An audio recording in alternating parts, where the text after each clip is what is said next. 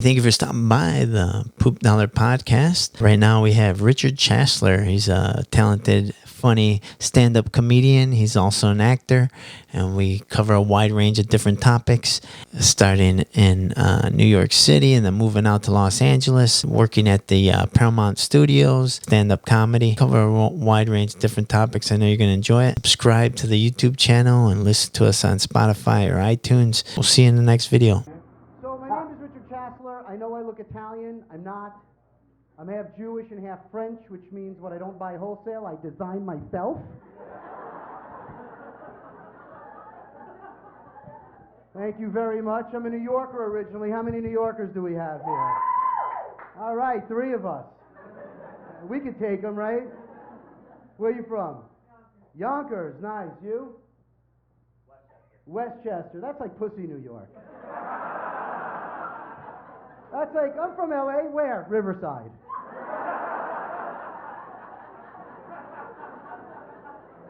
It's kind of like locale New York, diet New York you're from. I'm from Brooklyn, New York. I'm from the city where people talk like pigeons. We can't help it, guys from Brooklyn. We talk, our neck moves like we're pecking bread off a bench in Central Park. It just sort of happens, just...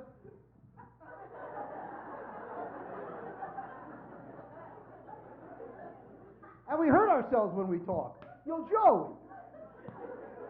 Yo, Vinny. Yo, Tommy. Yo, Bob. And get no response until we get really low, right? Hey, yo, Vinny. What is it, a snorkel? How does that work? You touch here, you sniff here. How does that happen? I was stoned in biology. I never got to that chapter. There's drug addicts running around Harlem going...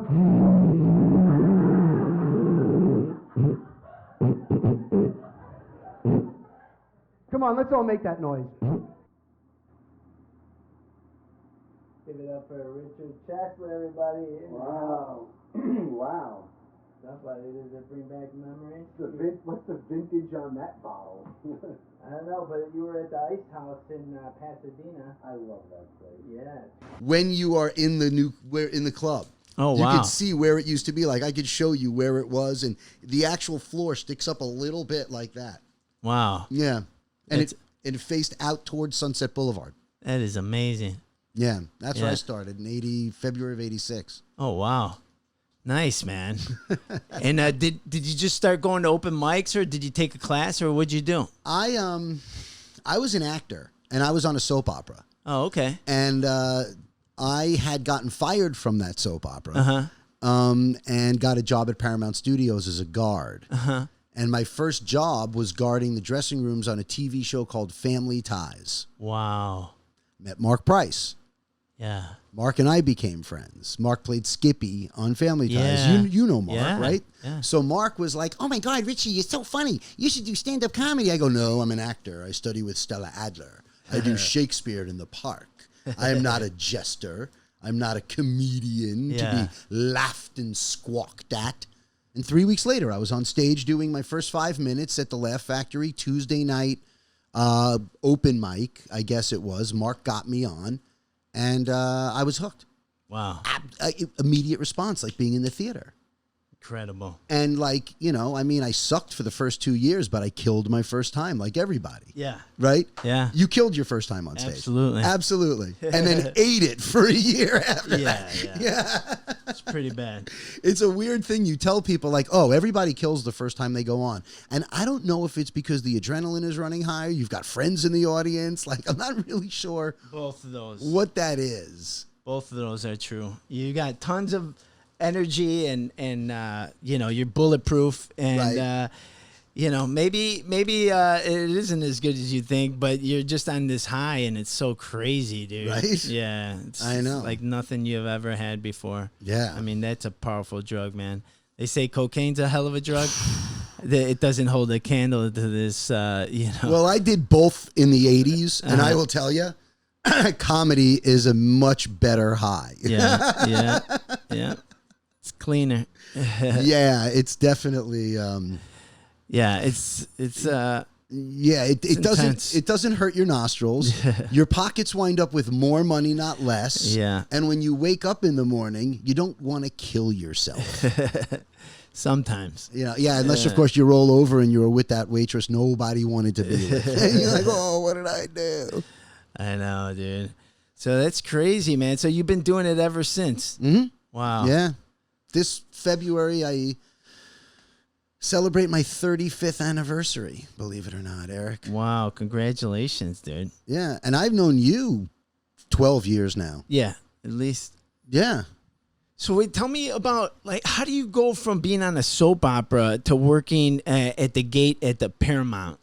This is so funny.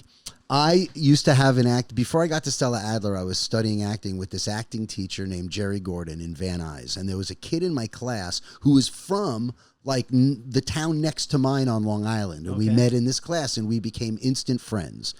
Well, he was a real handsome kid also, and he somehow met these people that were associated with Marvin Davis, who owned 20th Century Fox at the time. Nice. And they gave him a job working as a guard.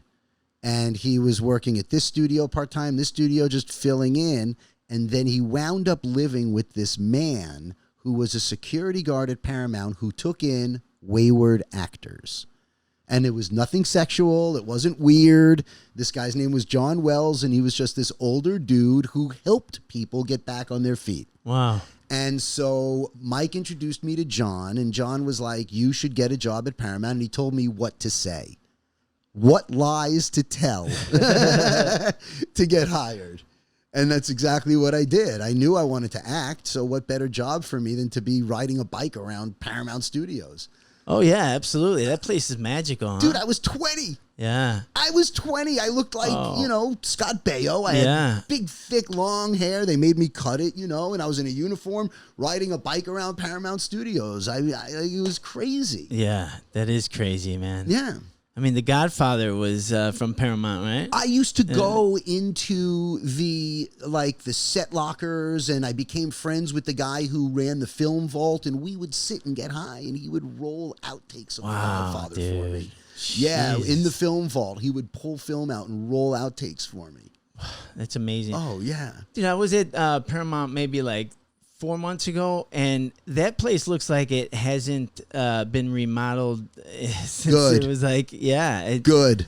Yeah, I mean, it's got that old feel to it, and it's just, man, it smells and looks like old Hollywood. It is old Hollywood. Yeah. It's haunted like all the other, like all the studios, yeah. Yeah.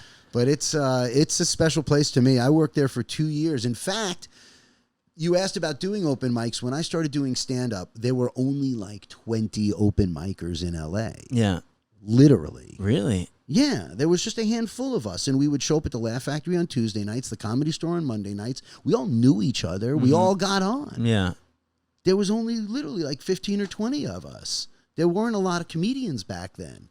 So we all knew each other. Then there were not open mics like there are at like these bars and this and that. And it wasn't like that. There was an open mic at the Laugh Factory Tuesday night, an open mic at the Comedy Store in the Belly Room on Monday night. There was a place called the Natural Fudge Company on Western and Fountain, which was an old folk place that they would do comedy at Wednesdays and Thursdays. And you could go there, sign up, and get on. And everyone, Schubert and I, and we'd all drive over there, and we'd just go do the Fudge Company. Then we'd come back and watch Sam in the main room at the Comedy Store at like 10:30, 11 o'clock. Jesus. Yeah, it was insane. But that's what there was. There were none of these like open mics everywhere. Once you had 15 minutes, you went and did gigs like within 2 hours of Paid LA. gigs, huh? $50. Yeah. You're the host / MC. Yeah. And that's where you learn how to actually host a show and not go up and do material. That's where you cut your teeth. And then you meet guys who are in town headlining, and then they give you names of bookers, and then you're on the phone calling, and they go, send me a tape, and you freaking send a VHS tape, and then you're on the road meeting other people, and that's how it worked. Yeah. Wow. Yeah. There was no internet. Yeah. Dude, and like, what kind of people did you see coming through Paramount over there? Did you see like a bunch of celebrities? I was friends with Michael J. Fox. Like we hung out. If Michael walked in here right now, he'd look at me. Hey, what are you doing here? You know, like, yeah. Yeah. That's how I met Mark Price, and I became friends with Webster. Wow. Yeah, Manny Lewis was a great guy, and I used to, when I would go walk through the stage where they shot that, I would sneak into Alex Karras's dressing room and pinch his weed, and I'd roll joints with Alex Karras's weed. Wow. Yeah. That's crazy. Crazy, but yeah, I met Matthew Broderick when they were shooting Ferris Bueller's, and you know, and then I would run into him periodically when I was living in New York. I saw him at a deli one day, and he was looking at me like, "How do I?" Like he recognized, but didn't know from where. Yeah. And I was like, "Oh, about 20 some odd years ago, I was a guard at Paramount, and you were on Ferris." He goes, "Oh, I remember you. You were the guard who had to drive the Ferrari." I go, "Yeah, I'm the guy who had to move the car so you could move your car." Nice. You know, it's just. Yeah. Yeah. Wow, that's great, dude. And what would you learn from working over there? Because I mean, you're immersed in the business and Hollywood people, and you know. So I mean, did you learn how to act, how to be around them, how to not be intimidated by them? Like, what kind of things did you pick up from working there? Well, I think the most important thing, the first thing that comes to mind that sticks out is that I learned that the guards have a very overinflated sense of self-importance. That studio security guards believe if it wasn't for them, people would have, people would have no place to make movies. And they steal. So those are the two things that I really learned out of the gate. Is that the guard? Who guards the guards? Yeah. I was like the one good cop in a bad city. It was pretty funny. No, I learned a lot because what I did was, to be honest with you, like my first jobs were basically doing what's called set watch. Yeah. So I would be hired to part-time to work on like shoot night on Cheers. Yeah. Or shoot night on Family Ties. And I would have to like sit in the dressing rooms during the shoots and make sure nobody walked into anybody's dressing room, because the dressing rooms are open and there's a hallway there. Really? You know? Yeah. Wow. And people are running back and forth during scenes while they're shooting, you know. Yeah. And I saw Shelley Long and Meredith Baxter Burney both in their underwear. Thank you. But so that was my first job, and what I realized is that I was literally getting a free class watching James Burrows direct Cheers. So the nights I wasn't working, I would go. Yeah. And I would just sit in the back of the soundstage, and I would watch Jimmy Burrows direct. And I learned how to be on a set and work on a set and understand language and terminology and comedy timing in front of a camera, which is different than comedy timing on stage. Yeah. And, you know, I'm watching James Burrows, the guy who, you know, directed Taxi. I mean, like, this guy's been around forever. He was part of that's Charles Burrows Charles, you know? I mean, they made Cheers. Wow. And he directed every episode. Yeah. You know, and I watched for 2 years. I watched Asad Khaleda directing Family Ties. And, you know, it's just, I worked on Star Trek 4. Wow. I watched him shoot all that whale stuff in the pit. And so I watched Shatner working and Nimoy working, and you get to watch them direct. Leonard Nimoy was directing, and, you know, I was friends with his secretary from being on the lot. So she set it up that Leonard would like have me on the set. Yeah. And I would just be sitting next to Leonard while he was working. Like, I was a 21-year-old kid, you know? I mean, I didn't want to say, "Hey, can't I be in the movie?" You know? But they were super nice people, and you just sat there and watched and shut up. Yeah. That's great, dude. I mean, you know, people, you know, get on waiting lists to be an intern at these places so they could just learn, you know, what you saw every day, right? You know, getting paid to do. And it's true. I think a lot of people don't, or they underestimate just being there and observing, you know, as far as like learning things. You know what I mean? You've learned so many things just being there, you know? You hear stories all the time about, like, you know, "Oh, I got hired on this movie and they fired me day 2. You know, because there's something called set etiquette. Yeah. You work on sets, Eric. I mean, you work on sets. Yeah. That's how you make your money, so you know. I'm kind of a big deal. You're kind of a big deal, you know? I mean, you're getting your star on the walk pretty soon, I think. But you work on set, so you're there, you know. Sure. I mean, I got fired from my first professional acting job because Really? Yes. Your first one? Oh, yes. my gosh. I got hired on Santa Barbara to come in and do one day, one line.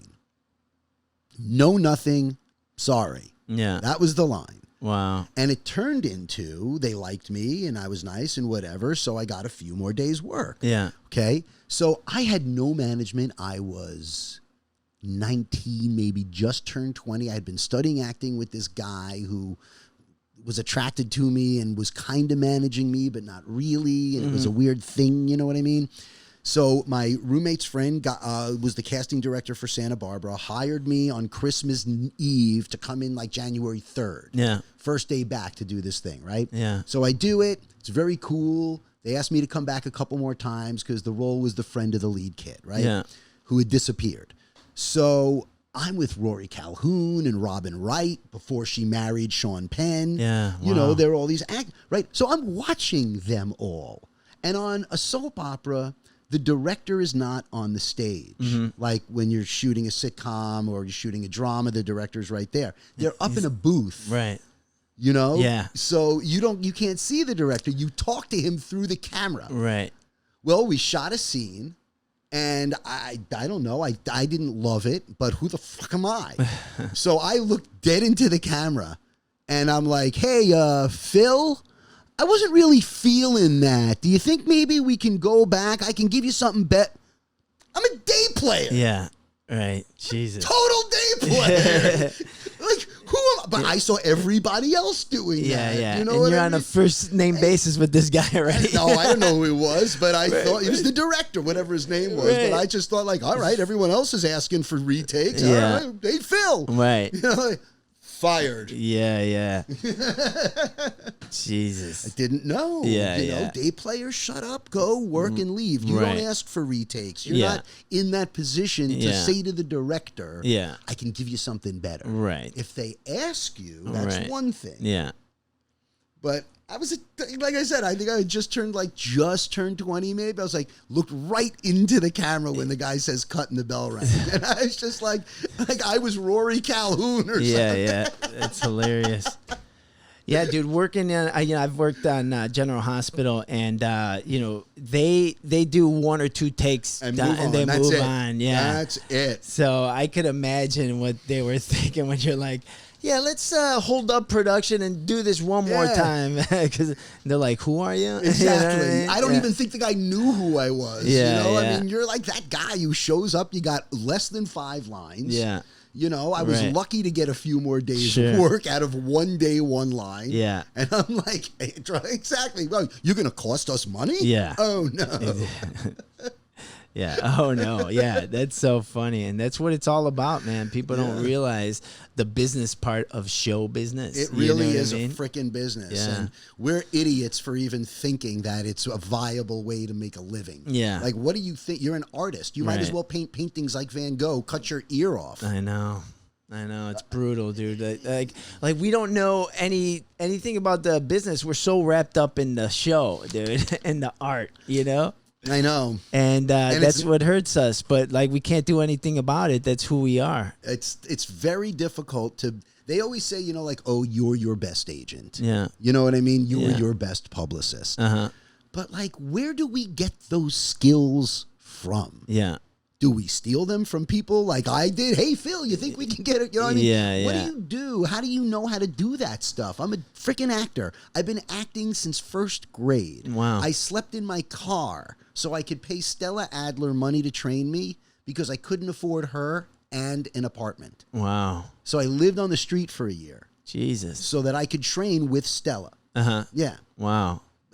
On Santa Monica? No, this is when she had the studio on Argyle Street and Hollywood Boulevard. Now on that site is the metro station. Oh, okay. But where the metro station is right there at Hollywood Boulevard and Argyle is where the Stella Adler Conservatory was. Okay. And then we built a theater next door to it. All the students, we chipped in. And this is like 1983, 84, 85, 86, you know. Wow. Yeah, and I was training there. And the first year I lived in my car, Yeah. Jesus. yeah. Yeah. And that must have been intense, right? Because that's method acting. Yes. Yeah. Yeah. So That's the real method, though. Yeah. It's, like, Stella was the one who went and studied with Stanislavski, you know? Yeah. And came back and said, okay, let's do this, you know? Mm-hmm. Yeah. and then she started teaching in New York, right? So Stella, And Lee Strasberg started the group theater in New York City. And everyone was studying there, from Elia Kazan and Brando. Yeah. Like, everyone was there. Yeah. And in 1946, and they were teaching the method out of Stanislavski's books. Wow. An Actor Prepares, Yeah. Creating a Role, those books that Stanislavski wrote. Yeah. They read them and they said, we're going to teach this. Okay? Yeah. In 46, after World War II, and Stanislavski and the Russian Moscow Arts Theater were Yeah. expelled from Moscow and wound up in France, Yeah. Stella went to Paris in 46 to study with Stanislavski. Okay? Wow. 3 years she spent in Paris, came back in 49, came back to the group theater and says to Lee Strasberg, we're doing it wrong. Really? Yeah. And Lee went, what are you saying? And she said, we're doing it backwards. It's not from the outside, from the inside out. It's from the outside in, because life is from the outside in. And Lee went, well, I'm not changing my approach. This is what I interpret from the books. And Stella goes, but I'm telling you what he said. And Lee went, well, I'm not changing. And that's when the group theater split. And some people stayed with Stella Adler and some people stayed with Lee Strasberg. And that's why when people talk about the method and they go, oh, are you Strasberg or Adler? That's where those two schools of thought come from. Wow. Lee Strasberg believes that your work comes from inside out. Yeah. That, created if it isn't real. All right. That if you're supposed to cry in a scene and you're not there, go back into a time when your dog died and use that emotion to bring the tears up in the scene. Stella says that's fucking lying. And it's not being present in the moment, and it's not a genuine reaction to what's going on. If you're supposed to cry and you can't cry, don't cry. Really? Yeah, but don't leave the scene. And your character and the presence of the character in the scene to go back into your own personal experiences Yeah. to create something so your character then can have some physical manifestation of an experience Yeah. for the audience. Right. That's not art. And Stella was like, it's about truth. And Strasberg is like, Stanislavski was like, it's all about the truth. And that was the split and the two schools of thought about method acting. I'm you know me. You know me. Yeah. I don't like bullshit. Yeah. So Stella's approach sat much better for me. It was like a down comforter, where Strasberg's approach to me I found disingenuous and like it wasn't. I didn't ever feel like I was, when I was studying there, and I studied with Strasberg for a year, I never felt like I was being genuine. I always felt like I was forcing something, like a round peg in a square hole. But when I got to Stella, she was like, no, you have to tell the truth. And it was so much easier for me to have real experiences on stage because of that. I like that. Yeah. Yeah. Yeah. Sorry we're not being very funny right now, folks, but stick around. The comedy's coming. No, I mean, that's interesting, for, anyone that, wonders about what it takes to get there in the scene, and where do you draw from, and where do you get this from? And that's really interesting because I didn't know the difference between those two. And I'm seeing, just from what you said, I could see myself being more of a Stella guy than the other guy. Well, what you just said, that language is so beautiful. I love that language, getting there in the scene. How do you get there in the scene? Right. Yeah. And it really is a combination of a couple things. And one of them is doing your homework for your character. So you know what your character is. Who are they? What's their history? How do they react to things in life? And why do they react that way? Yeah. So you're having an honest experience. Then it's listening. Acting is listening. Yeah. So you're listening in character and you're present in the scene. So when the guy says something and you're in character and you're listening and you're portraying that character, your character's response is very, very real because it's coming from a place where you're listening in a real place. Right. You're not thinking about how can I make this look a certain way. Right. Yeah. You know what I mean? Uh-huh. And that to me is like this gyroscope, like this gyration that just sort of pushes the whole thing forward. When it's working, it's like you can feel the energy running through the room. Like at a Dead show, when it's working, you can feel that it's almost tangible, that electricity. And it's the same thing on stage, when you're acting or in front of a camera when you're acting and it's working right. You could hear a pin drop. Yeah. Yeah. Yeah. I get, yeah. It's beautiful art. It is beautiful. It's beautiful art. Yeah. Yeah, I remember being in acting class and, seeing some, a couple doing a scene together, and it's just that I'm feeling that energy you were just talking about, because they were present and they were just really into it, and that energy is like really, it's like it's pretty powerful. It's like really, really, I don't know. It's just, It could, and by the way, there's a third unspoken ingredient that you What's can't that? teach in class. It's not in any book. What is it? Occasionally, you have chemistry with the person. You just like when you meet a girl or you meet a guy and you're like, dude, we're going to be friends for a long time. You just know you have chemistry with the person, right? Well, it's the same thing when you're working as an actor. And sometimes you'll do a scene with a woman and you just have this chemistry. Yeah. Like Drew Barrymore and Adam Sandler have great chemistry. Yeah. When you watch them in there, and that's why they do several movies together, because it works. Yeah. It's very easy to watch. They're Sure. not. You ever watch two actors together and you kind of like, you can tell like they are not at all relating, and then you're reading People magazine, 20 actors who hated their co-stars, and you go, oh yeah, totally, you could tell. Yeah. Even in the kissing scenes. You're just like, it's almost like a forced kiss instead of like they melt into each other. Yeah. You know what I mean? And sometimes you shouldn't just, that chemistry is just there, and you're lucky to work with an actor or actress that has it.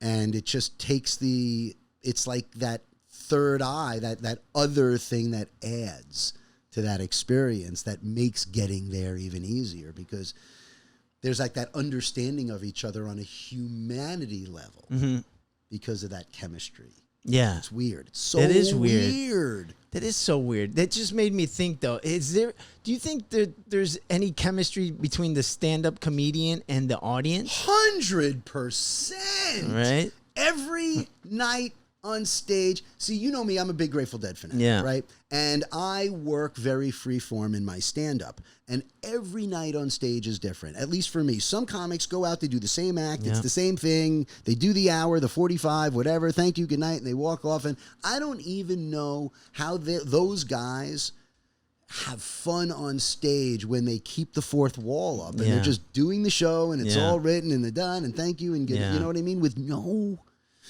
push and pull and interaction. Okay, whoa, wait a minute. What did you just, hold on. I just saw you lean over and say something to him. Can we bring the lights up a little bit? What is going on at this table right now? Like, that to me is being alive and in the moment. And that's where my best comedy comes from. Yeah. So I think there's chemistry absolutely between the audience. I mean, I did a show one night in Tennessee that I didn't want to do, and I told the booker this is not a good idea. It was in Chattanooga. First night was great. Second night there was Christian Coalition in the room, and I'm not politically correct, and I couldn't figure out what was going on in the room, and I had to find, and it turns out there was a table of 30 Christian Coalition, and everybody else in the room knew them and were afraid to laugh. So the chemistry in the room sucked, and I wound up walking 100 people. Fuck yeah, get the fuck out. I said, what's wrong? Well, you're being a little dirty and there's children at the table. Well, this is an over 21 show. What kind of kids are at the table? And there was a son and a daughter, and I said to the son, have you ever heard anything, not heard what I'm saying? He goes, he didn't want to answer in front of his dad that he'd heard curse words before. And then I looked at the daughter. I go, how old are you? She goes, 17. And I go, well, you've been finger banged, right? No. At which point, that was sort of ended the search for chemistry. And they walked out, 30 of them, and then another table. I walked 100 people. Wow. Yeah, but I didn't care because the last 35 minutes were a hell of a lot more enjoyable than the first 25 minutes. Yeah. Totally. So, yeah, I think that chemistry thing between the audience is, and you can create it. You can love the audience and you can bring them in if they're having a shit night, before you ever touch your material.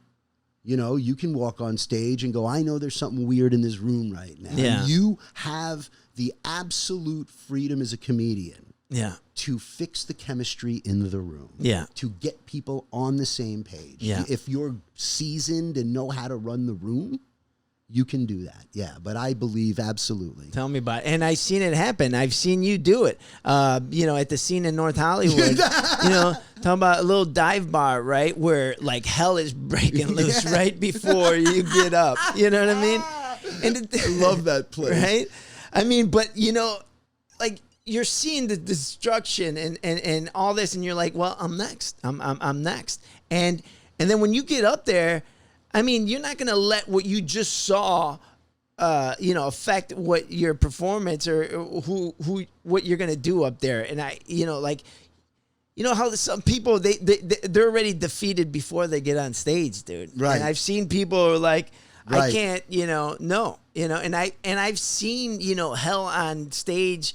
And then I've seen you go up there and then crush it, dude. Thank you. You know, yeah. I appreciate that. So I mean, so you didn't allow what the you know the three other comedians before you, you know, dictate you know your outcome. You know, like Well, I care about the crowd. Yeah. I'm there. My job is not to make the crowd laugh. My crowd is not to get laughs. Those are two very selfish positions to take on a stage, I believe. First of all, I'm always high. High.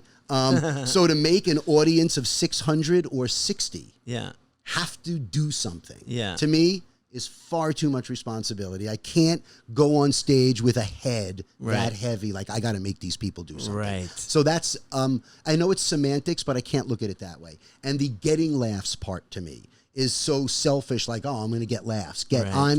They It paid to is. get in. Yeah. They should be getting something. Yeah. So my philosophy is I go on stage to give Right. laughs. And Yes. if you read my tweets and stuff like Yeah. that, going on stage to give laughs, that's how I love language that, it. dude. And it I love it. changes everything Yes. for me. So when I see three guys tanking the fucking scene, Yeah. knowing that it's a biker bar almost as it is, Yeah. my job is still to go give them laughs. Right. Not make. Nice. So I approach it with a little bit more love, I think, than the average person. And I think that's a little bit, because even the biggest dick in the room, I'll look at him and go, you're not shaking me. I'm going to love you from this stage. And you've heard me say that to people. Yeah. You know what I Yeah. mean? Like, no matter what you say, I'm going to be your friend. Yeah. And that's the big test with audiences. That's when the girl calls the cops, right? No, not you, your mom. But yeah, it's you got to love the audience. Yeah. You can't be afraid of them, and you got to listen to whoever went on before you. Got to listen. Pay attention, because you can address those problems when you get on stage. You have a point of reference from which to work. You know, when you get on stage, you can go, okay, Bob, you know, the guy in the audience, Yeah. you know, so Good you old wouldn't, Bob. right. So good old Bob, you can get that out of Bob in 60 seconds, what the other guy couldn't deal with. Right. And then you now bought the crowd. Yeah. Well, I think that comedian couldn't deal with himself. Exactly. And, you know, it's like, that's what he was. And then you go up there, you know, you deal with yourself every day, every second of the, you know, I mean, you just went up there and as Richard, and you did exactly what you just said, you know? So. You loved him. Yeah. I loved him. And Yeah. you know what? I got to be honest with you. You know, it's hard. I mean, comedy. Of course. Look, we've talked about acting. Yeah. You know, I've also been playing drums since I'm 7 and toured with 2 different Grateful Dead tribute bands and sold 1,000 tickets a show. Cool. I do theater. I tap dance. You know, I taught myself to play guitar and piano. So, like, I can tell you that out of all of the art forms that unfortunately I'm cursed with being able to do, stand-up comedy is by far the single hardest one to master. It takes the longest. It has the most moving parts. Yeah. And it requires the greatest amount of intellectual understanding of the art form. It's 3 art forms rolled into one. It's writing. You got to be a great writer. Yeah. Okay. Then you got to be a great comedy performer. Yeah. And you have to be a great director to know how to stage the act. So to be a really good stand-up, it takes so long, and it's that seasoning, I think, that makes it possible for you to, you know, to finally understand, like, it doesn't matter what's going on in the room. Like, I've got enough flying hours. Yeah. You know what I'm Right. saying? Yeah. That, Totally. like, I'll pull this plane out of the nosedive. Yeah. You know? Yeah. No, that's great, dude. I mean, I'm a firm believer in, you know, You saw me tank one night. yeah. You saw me eat it big time on the frickin' Latin show. what do you call refried Fridays? Dude, they threw me up as the guinea pig to open. I was the first guy on that night. Do you remember this? Yeah. And I ate. Rita came up to me. She's like, "Do you mind taking the bullet?" I'm like, "You're going to put a white guy up on a Latin show first? It's not a bullet. This is a bazooka." Well, dude, I mean, even without it being, I think the Hollywood Improv is one of the tougher clubs, don't you think? It used to be extreme. Well, yes. To get started in the Improv, there's a stiffness to that room. Yeah. You know what I mean? Like we were saying, the Ice House is like a down comforter. Yeah. It's just the Improv is like, ah. Yeah. You know, I don't know if it's the stigma that's around it. I don't know if it's the history of the building. I don't know what it is, but even when I started going on stage at the Improv, it was a different stage. It was higher up. Do you remember before they remodeled the room, the old stairs you got on and the stage was higher? So you were towering over the audience, and it was a little intimidating if you weren't seasoned and you didn't have a real handle on the art form. So for me, my first 2 auditions at the Improv were disastrous. It took me till 1992 to finally get passed. Wow, 1992? Yeah, that's when Bud finally passed me. My first 2, I wasn't ready and I was nervous, and the Improv has that stigma, and the room doesn't give. It's like a bad cushion on a pool table, you know? The room just has no give. You either do the job or you don't, and there's no gratuitous laughter coming at you on that one. It's a hard room, you know? And I love that room, by the way, now. Too. I do. That's where my, that's the room where my comedy finally gelled. Like the night where I all of a sudden realized, like, oh, I own it finally, was at the Improv one night. Nice. Yeah, it happened. And that's why I don't take the mic out of the stand anymore. It was all the same set and it all just happened. And yeah, but that's a hard room, man. Dude, it's a really hard room. Damn. It is. And then people, like, you try to tell them that, like, I've been doing comedy 2 years. What do you mean it's a hard room? And then they go up and they eat it. And you look at them and you're like, I told you, man, you're not, you know. Yeah. There's just certain things. But the internet has fucked it all up. And these young, aspiring comedians, as I call them, because they're not comedians yet, you know, they have this unrealistic expectation. Yeah. Of how the art form works and how quickly it takes to get funny, and they have no patience either, dude. No patience. Yeah. They think it's a sprint. And you know what else? They don't like writing. Yeah. They don't. Joke structure. Yeah. Is like, what? Yeah. I had a guy literally look at me and say, well, I just go on stage and I riff until I find the joke, you know, kind of like Hedberg. And I looked at him and I go, well, Mitch Hedberg was my best friend. And I toured on the road with Mitch Hedberg for 5 years. And all Mitch and I did was write. So when it looked like Mitch was riffing, yeah. Okay, there were the times on stage where Mitch was hammered. Yeah. And he would go off page. But when it came to jokes and joke structure, we would work on words because the syllable threw the rhythm of the joke off. So I need this same word, but in 2 syllables, not 3. Do you know what I mean? Yeah. Because the beat of the joke. And you tell that to these kids these days, they're like, come on, old man. You know what I mean? Yeah. I'm like, all right, old man. What was your favorite Mitch Hedberg joke? My favorite Mitch Hedberg joke. I think one of them might be try not to get into an argument when you go camping with your girlfriend because it's hard to storm out of the tent and slam the flap. What? Never heard that one. I like that joke. I like... like, why are dogs always in the push-up position? Why are dogs always in the push-up? It's just like a simple, you know. I think fettuccine Alfredo is just macaroni and cheese for grown-ups. That's great. That's a great joke, you know? Yeah. I mean, we've written so much together. It's so insane. And he wouldn't do anybody else's jokes, Mitch. Like, we were working 2 weeks, actually, down in Grand Cayman. And I showed up a day after him. And I was writing on the plane, and when I got there, I had written a joke that I wanted to do. Yeah. But it didn't really have my cadence, okay?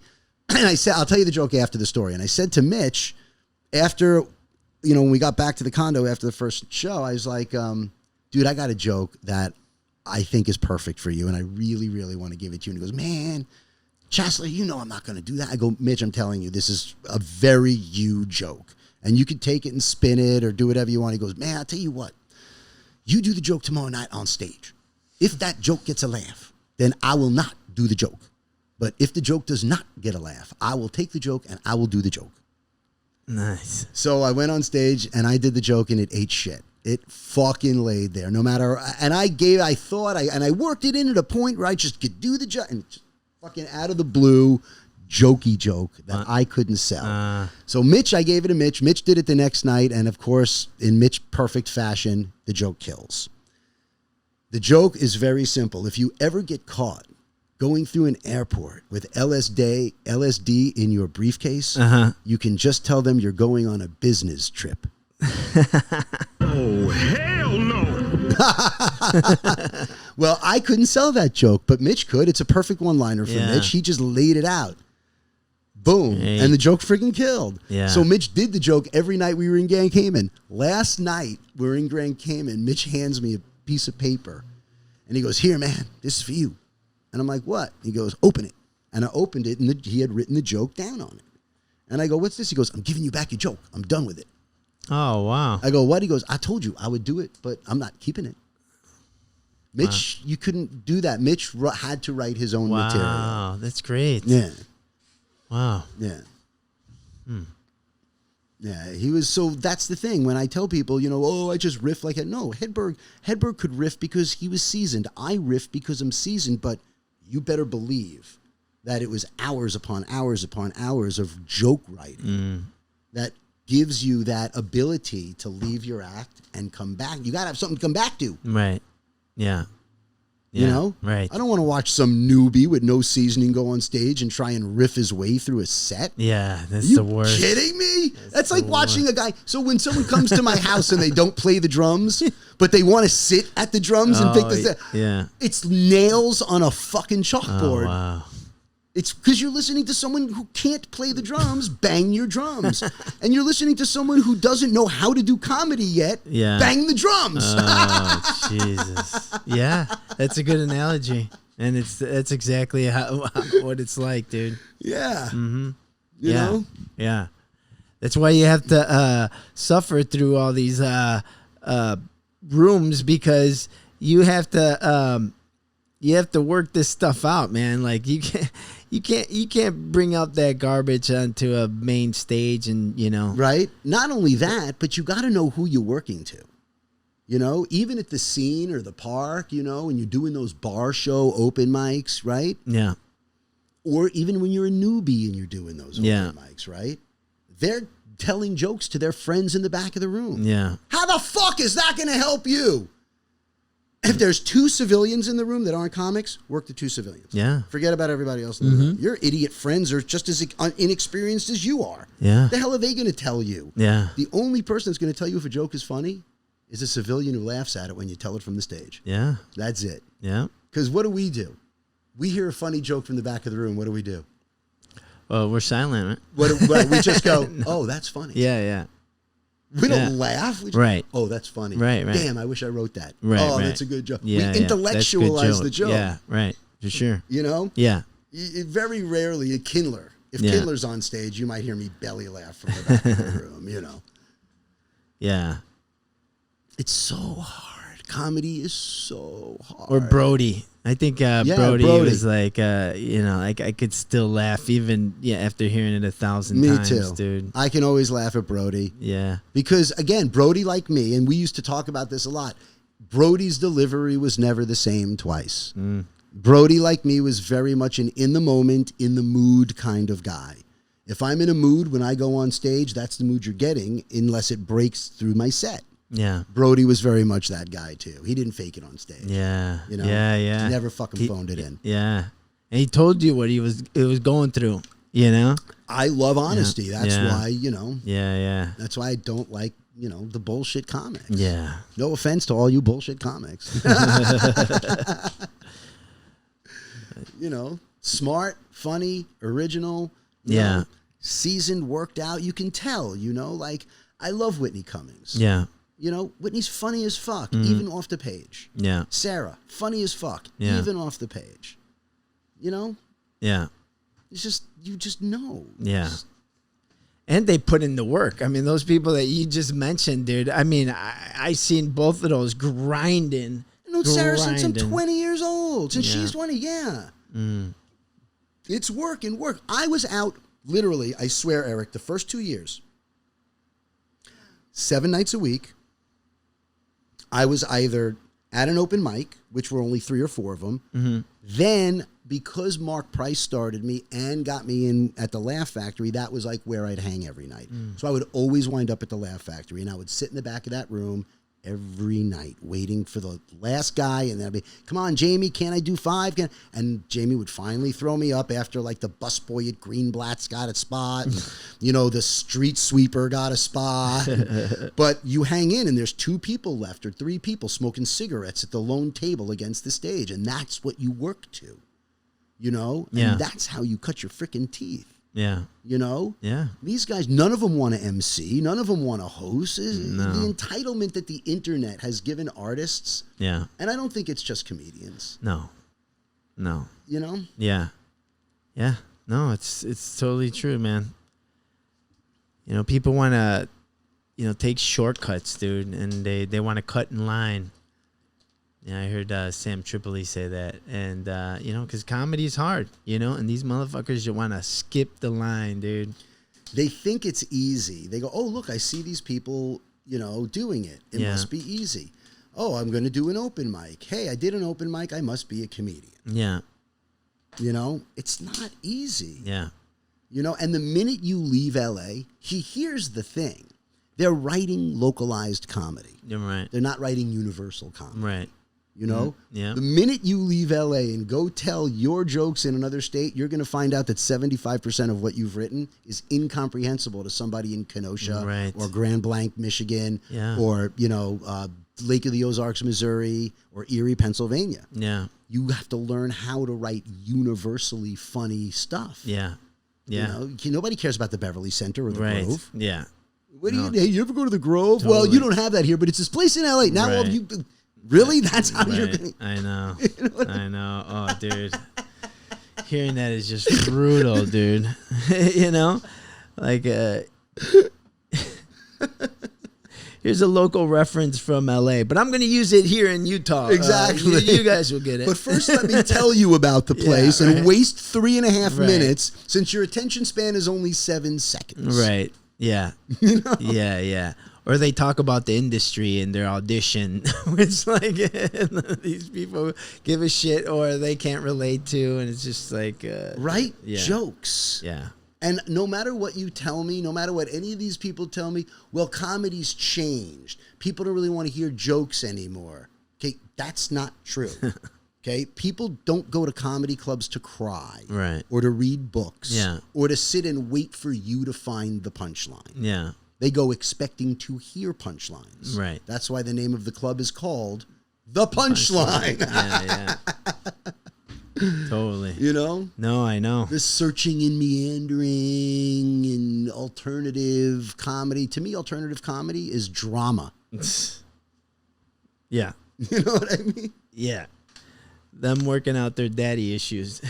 Yeah, I'm not your shrink. Yeah. You know? If I'm an audience member, I paid to listen to your stuff, and I want to laugh at it. I don't want to feel bad for you. Yeah. Then give you my card at the end and tell you I charge $180 for 50-minute session. Yeah. You know? Ridiculous, dude. I know, it's pretty funny. Dude, what do you think about Ron Jeremy having 20 counts of allegations against him? How about our friend was his manager? Oh, yeah. Dude. He cut ties with him real fast. Yeah, I know. And I love our friend very, very much, you know. So for that to happen, I felt terrible for him and his wife. I really, really did. Yeah. But Ron was never a guy that I never rented Ron's tapes. Uh-huh. You know, I like porn. Yeah. But there's something about a fat, stinky, hairy, naked guy that will kill a boner. Yeah. Dude, I don't think I've ever seen a film of his, dude. Like, I mean, the guy just looks like a pedophile, dude. You know what I mean? He looks like, you know. So before I ever met him, he does look creepy, right? Yeah, dude. Before I ever met him, I was, no, this isn't true. I had met him at the Comedy Store years ago. I'm on a plane. I'm going to Vegas to do, 5 shows. And literally, I'm on a Southwest flight, and it's the 3-3 plane, and right in front of me is Ron and 2 prostitutes. Wow. Porn girls, whatever you want to call them. You know Yeah. what I mean? But Ron, what people don't know is that Ron has potentially the worst BO on any human being on a daily basis ever. Yeah. I mean, seriously, he is as stunky as they get. Yeah. So I'm sitting on the plane and I could just, it was just gargantuanly terrible. And people are now complaining to the flight attendant about the stink coming from the plane. Jesus. And it's Was Ron. it dried up cum? Oh, dude, it's so just pathetic grossness. He is so just, Yeah. But I'm not surprised. None of this surprises me at all. Yeah. You know? I know. Wow. It's crazy that it took so long, though. Because I've heard he's been doing this for like Years. 20 years, like, or more. Easy. Right? I mean, Easy. Come on. Easy. Wow. It's just amazing. He dude. will get 100 years in jail. Yeah. Ron Jeremy. Yeah, I believe so. For His sure. bail is $6 million. Really? I literally was just on Yahoo yesterday looking at stuff, and something came up yesterday that said more people came out. Yeah. This new 15-year-old. So Wow. as I was reading the article, they said, his bail is $6 million. 15-year-old, man. I mean, come on, dude. Dude. Yeah. Dude. Yeah. I mean, don't Yeah. get me started. Yeah. Don't get me started on Yeah. that. I am, like I said, I like my porn. I'm a dirty boy. I have my own kinks like everybody else. And I Yeah. will look you dead in the face and say, I don't give a shit what you do as long as you're not fucking kids. Yeah. I'm sorry. There's a line someplace. Yeah. Yeah. Well, he's going to get his if he goes to prison or when he goes to prison, done. dude. I mean, because those guys don't last in prison, dude. Celebrity status or not. Yeah. I mean, look at Jared. Yeah, Jared, yeah. Is he still living?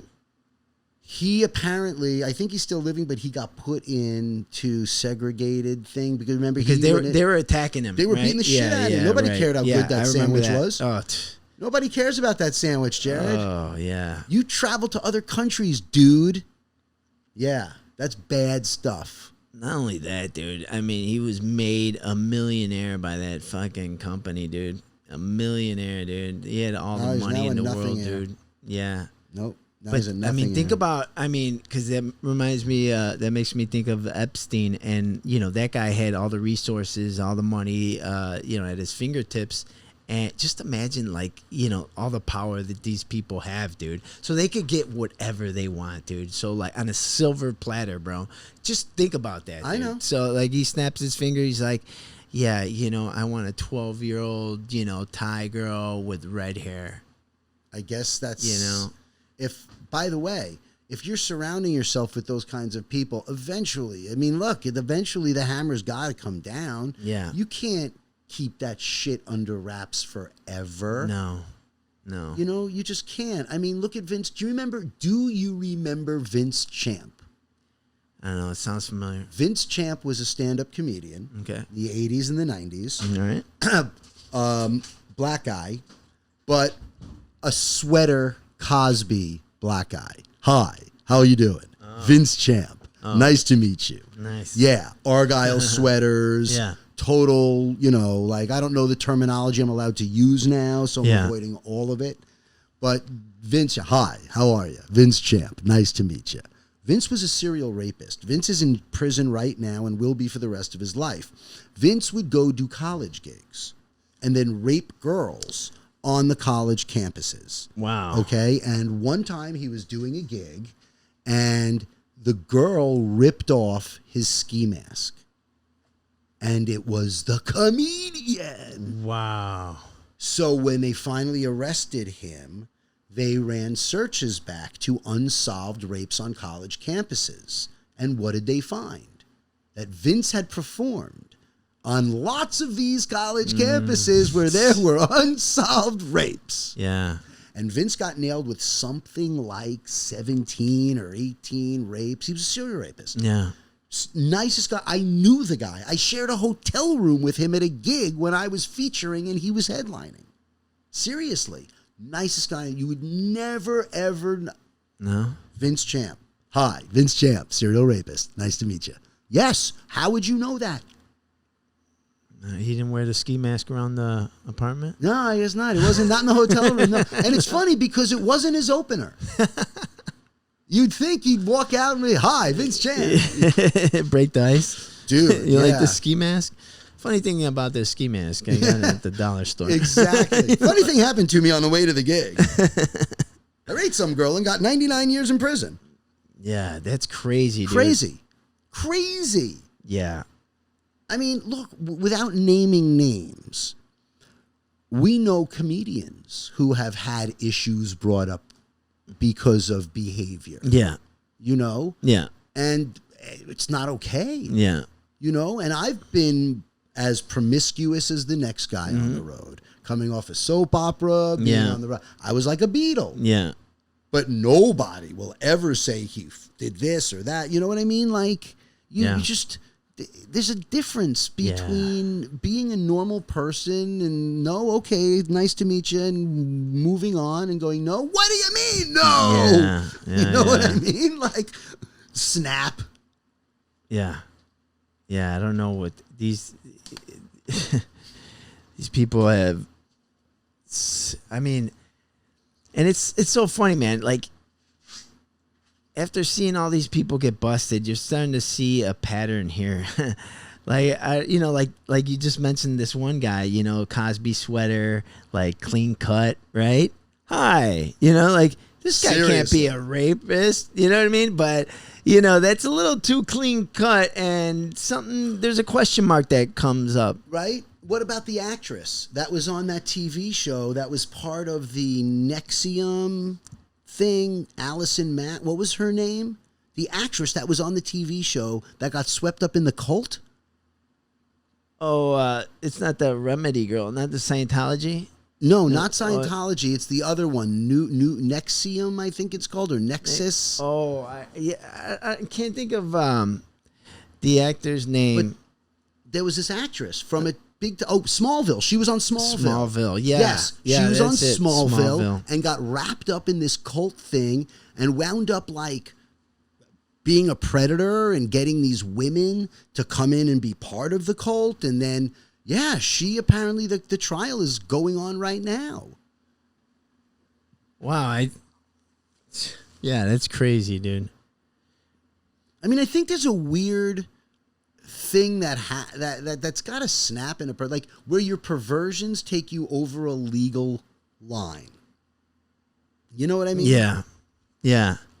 Because there's porn for everybody. You like midgets? There's midget porn. Yeah. There's porn. You like mop buckets and old women from the Hazel TV show? There's maid porn. You know what I mean? Guaranteed. You can find maid, M-A-I-D. You go to your favorite porn search engines and type in maids. Oh, I know. I've checked. There's porn for everybody. Right. So it's free. And it's free. It's free, dude. What you know what I'm saying? I don't know. Yeah, what's the push? I don't know, dude. These, and then, you meet other, comedians that don't do drugs and don't drink. Yeah, I don't trust them. I don't trust them at all. I'm the same way, dude. I don't trust anybody that doesn't drink or do drugs, dude. How about this one? Don't. Oh, I never masturbate. Why? Oh, I trust that person. Yeah, right? Yeah. That's the waiter at the restaurant that when you say, what do you like on everything's fantastic. Yeah. Well, what don't you like? Right. Oh, everything's great. Right. I don't believe you either. Yeah, right. I need that waiter to tell me what they don't like. Right. Then their credit, right? Totally, dude. Same I was thing. a waiter, dude. I told it like it is, dude. Don't get those Chipotle nachos. Right. They're disgusting. Yeah, dude, for sure. Yeah, and that's don't why, get dude, those. I always ask the waiter, what should I get? What's what good? do you like yeah. and what don't you like? Right. Yeah. Exactly. Got to tell me what you don't like. Right. If Exactly. the answer, everything's fantastic. Right. Come on, dude. Yeah. Come on. Yeah, and if you and if the thing that you like is the most expensive thing, then fuck you. Exactly. yeah. You know, oh, the filet mignon is like perfect. Yeah, of course it is. It should. It's $100. Exactly. What I want to hear is, listen, don't get the mushroom underwear souffle. Yeah. You know what I mean? I don't even know why it's on the menu. Nobody gets it. Yeah. That's I was literally looking at the mushroom underwear souffle. I was going to get that. Oh. Did you ever wait tables? I did. Bartend? I did. I bartended. I waited tables. I sold fuel saver for your car over the phone. Where else are you gonna sell that? I sold moves for starving students over the phone. What? I was a phone operator for starving students selling moves. When I did that. I was a caterer, dude. Like, at the parties where you go and with the black tie. Yeah, of course. The penguin suit. Yeah, the penguin suit. I was the worst at that. Why? Worst. I'm like 20, 21 years old. Everyone's doing the catering stuff because you need to make money while you're still. And I was at Paramount. Oh, okay. And I'm doing the side hustle. But got the side hustle. Yeah. So I'd show Multiple up, and ones. I realized my first day, the bartenders had all the power and the easiest job. Yeah. Okay? Yeah. The servers, they're running around and setting up and clearing tables. Yeah. Right? That's far too much work for this guy. Right. Okay? Oh, totally. So when it's time to do the clearing, I was the guy who would just walk around looking busy but doing nothing. For sure. And those caterer people that do that. Oh, yeah. Yeah, that was me. Nice. That was me too. I was very bad at the job. That was me too. And then finally they called me and they go, look, I said, the bartenders make $22 an hour. The servers make 10. I have a bar kit. I need to bartend. So they gave me a bartending job at the Big Party for the rap party for the movie Big. No, wrong. For That Thing You Do. Tom Hanks' movie that he directed. Wow. That Thing You Do. You were bartending there? I was bartending at the rap there, party? At the rap party. Oh, wow. And I served... Where was it? Right near 20th Century Fox, like across the street at the park area, because they set up fun stuff, Oh, okay. And I served Forrest Whitaker and Tom Hanks, and I poured drinks for everybody, and they tipped me, and I went home with like $300. Nice. Yeah. So I was like, that I can do. Yeah. Yeah. So I went to bartending school and like learned how to be a good bartender. Yeah. Never used it. And then when I moved to New York, I bartended for a little while, Mm-hmm. But I did a lot of the odd jobs, man. Yeah. I did a lot of the odd. I trimmed weed back in the 90s I did whatever it took to keep the money coming in. Mm-hmm. Yeah, sure. What made you move to New York? Well, I'm from New York originally. My family moved here when I was in junior high school. We left Long Island, moved to LA, so I graduated high school here. And I feel like a New Yorker still. It's for some reason it's always been in my grain. And people even say to me, "You're so New York, really? You went to high school here?" And it's like, so I started going back and forth a lot. Even in my 20s and 30s, I'd go back and study acting and take classes. And I started doing stand-up, so I wanted to do stand-up in New York. So in my early 20s, I was just going back and forth. And I just always knew I wanted to move back. And then 2001, I went back to see a friend of mine in June for his wedding. And I was like, I'm definitely moving back before the end of the year. Met a girl in 2001? Yeah. Met a girl. Listen before, okay. Listen to the story. I meet a girl at the Houdini Mansion on Laurel Canyon at a big industry party thing. And we just like hit it off. Chemistry. Boom. She lived in New York City. We're talking on the phone. I'm supposed to go see her. And I'm supposed to leave September 12th. To move to New York? To go see her. Oh, just to see her. Yeah. Right. 9/11 happens. Can't get on a plane. Everything's grounded. I get on the first plane like September 16th.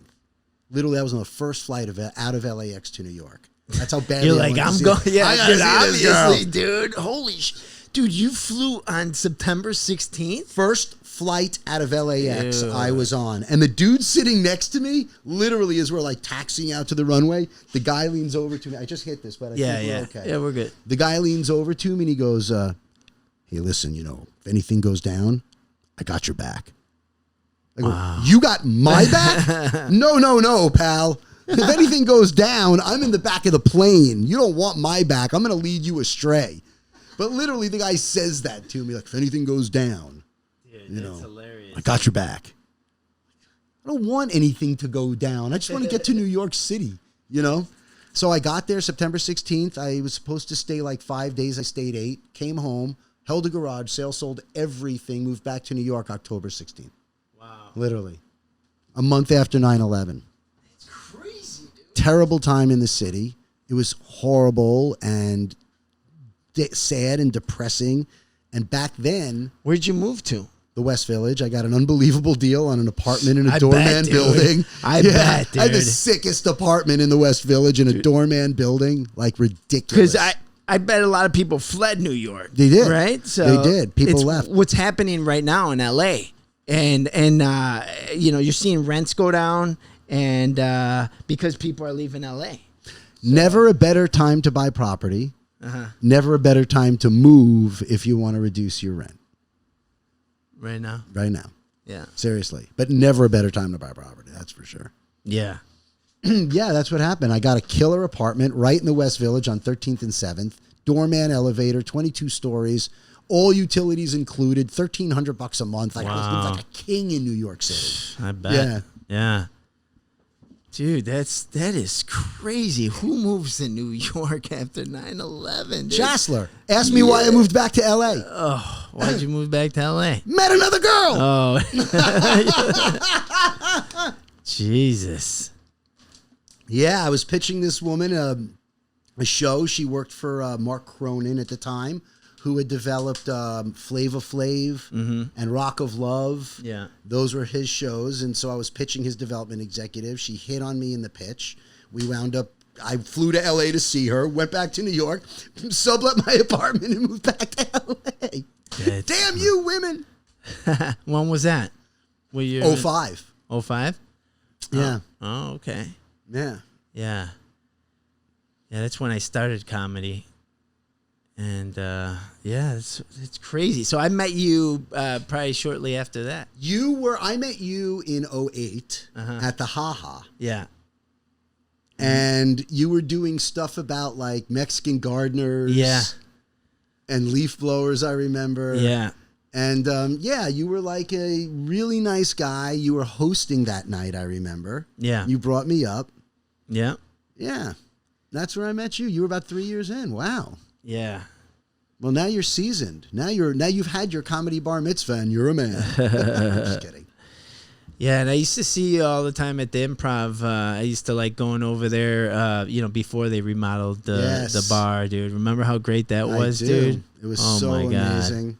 Yeah. I loved that place. Yeah, dude. Oh, my God. So can I ask you a question? Yeah. So you've been in it 15 years now. Yeah. Do you remember like a specific incident or set or show where it changed for you and you went from being like, oh, I hope I have a good set tonight and whatever, to being on stage and realizing that you finally owned it, that you owned your act and you knew the trapdoors and that you had a solid 30 minutes as a feature and that like you really, do you remember when that turning point was for you? Yeah.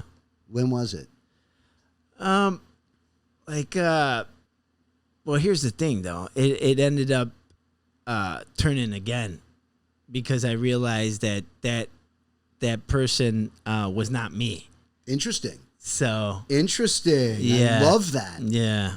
I love that. And it was like almost like starting over again. I love that. Yeah.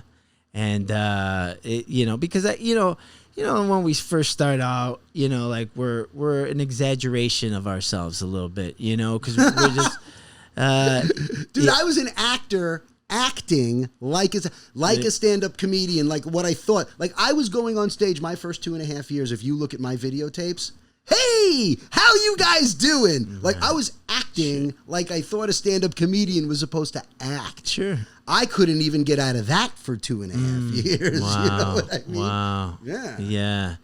Yeah, dude. You know, and I see it too with other comedians. They get locked in this persona, dude. And guess what? That's gonna be you, buddy, for the next. I hope you like this persona that you've created. You know, like the dim-witted college guy. Right. Try being that when you're 50, dude. Good luck. I have a very good friend, and I love him dearly, and he's a very funny guy and a really good stand-up. His name's David Wright. Do you know Dave Wright? Sounds familiar. He's from San Diego originally. Yeah. So Dave's a good guy. And yeah, dude. He used to hang with Mark Saratella, he's friends with. And Brett Ernst. And Brett Ernst, Yeah. right. So Dave's a really good What guy. happened to him? He moved back to San Diego. Oh, okay. Okay, so he's a good guy, and he still does stand-up and everything. But the first time I saw Dave on stage was about 6 or 8 Oh, wait, months. no, I was thinking about a different Dave. Now I know Dave Wright, dude. I love Dave, dude. Yeah, Shorter guy. Yeah, dude. worked in the weed industry. For Right. sure, dude. Great That guy. Great guy. So the first time I saw Dave on stage, we had already been friends for like 6 or 8 months, hanging out, smoking, going to breakfast, whatever. Then he says to me, "Hey, man, I got a set at the Improv. I'm hosting. Will you please come watch? I really want you to give me some notes and whatever."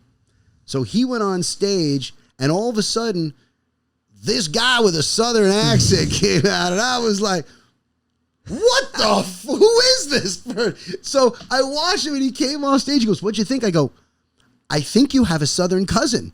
And he was like, "Oh, yeah." I go, "What the hell?" He goes, "I don't know, man. It just comes out sometimes." I go, "Well, what are you hiding from then?" Because that becomes a defense mechanism that you're hiding behind for some reason. You know what I mean? Yeah. So what is it about the jokes you don't think are selling themselves on their own? Right. Yeah. Because he all of a sudden had this like gruff sort of like Southern tang in his delivery, and I was That's like, so funny. Now I could hear it. and I still bust his balls about it whenever he tells me, "Oh, I'm doing the thing." I go, "Really? You're going to do the Southern thing?" the Southern thing. Yeah. But he when I brought it to his attention, he was like, "Wow, that's amazing. Like I go, it's the first thing I heard." Wow. Yeah, dude. Yeah. So it takes, and again, for me, 15 years it took me. 15 years. I believe it, dude. To this guy who you're talking to now, that these people are watching, okay? When I'm on stage, this is the guy that you're dealing with, right? You see me, right? Yeah. But it all happened for me with one thing. I swear to God, that changed it for me. I stopped taking the mic out of the stand. And I talk with my hands a lot, right? Yeah. I'm very relaxed that way. And I think it's part of my charm. People have said to me like, "Wow, you're very handsy in your talking. It's kind of charming to watch." So one night I'm on stage at the Improv. It was raining. I had a set. It was like a Thursday night. I had a drink in my hand, had a coat over my shoulder, had my comedy notebook and an umbrella. And I walk on stage, and my hands are full. And as I'm saying hello to everybody, I'm putting stuff down and putting it on the piano and whatever. And, I just never got to taking out the microphone. Yeah.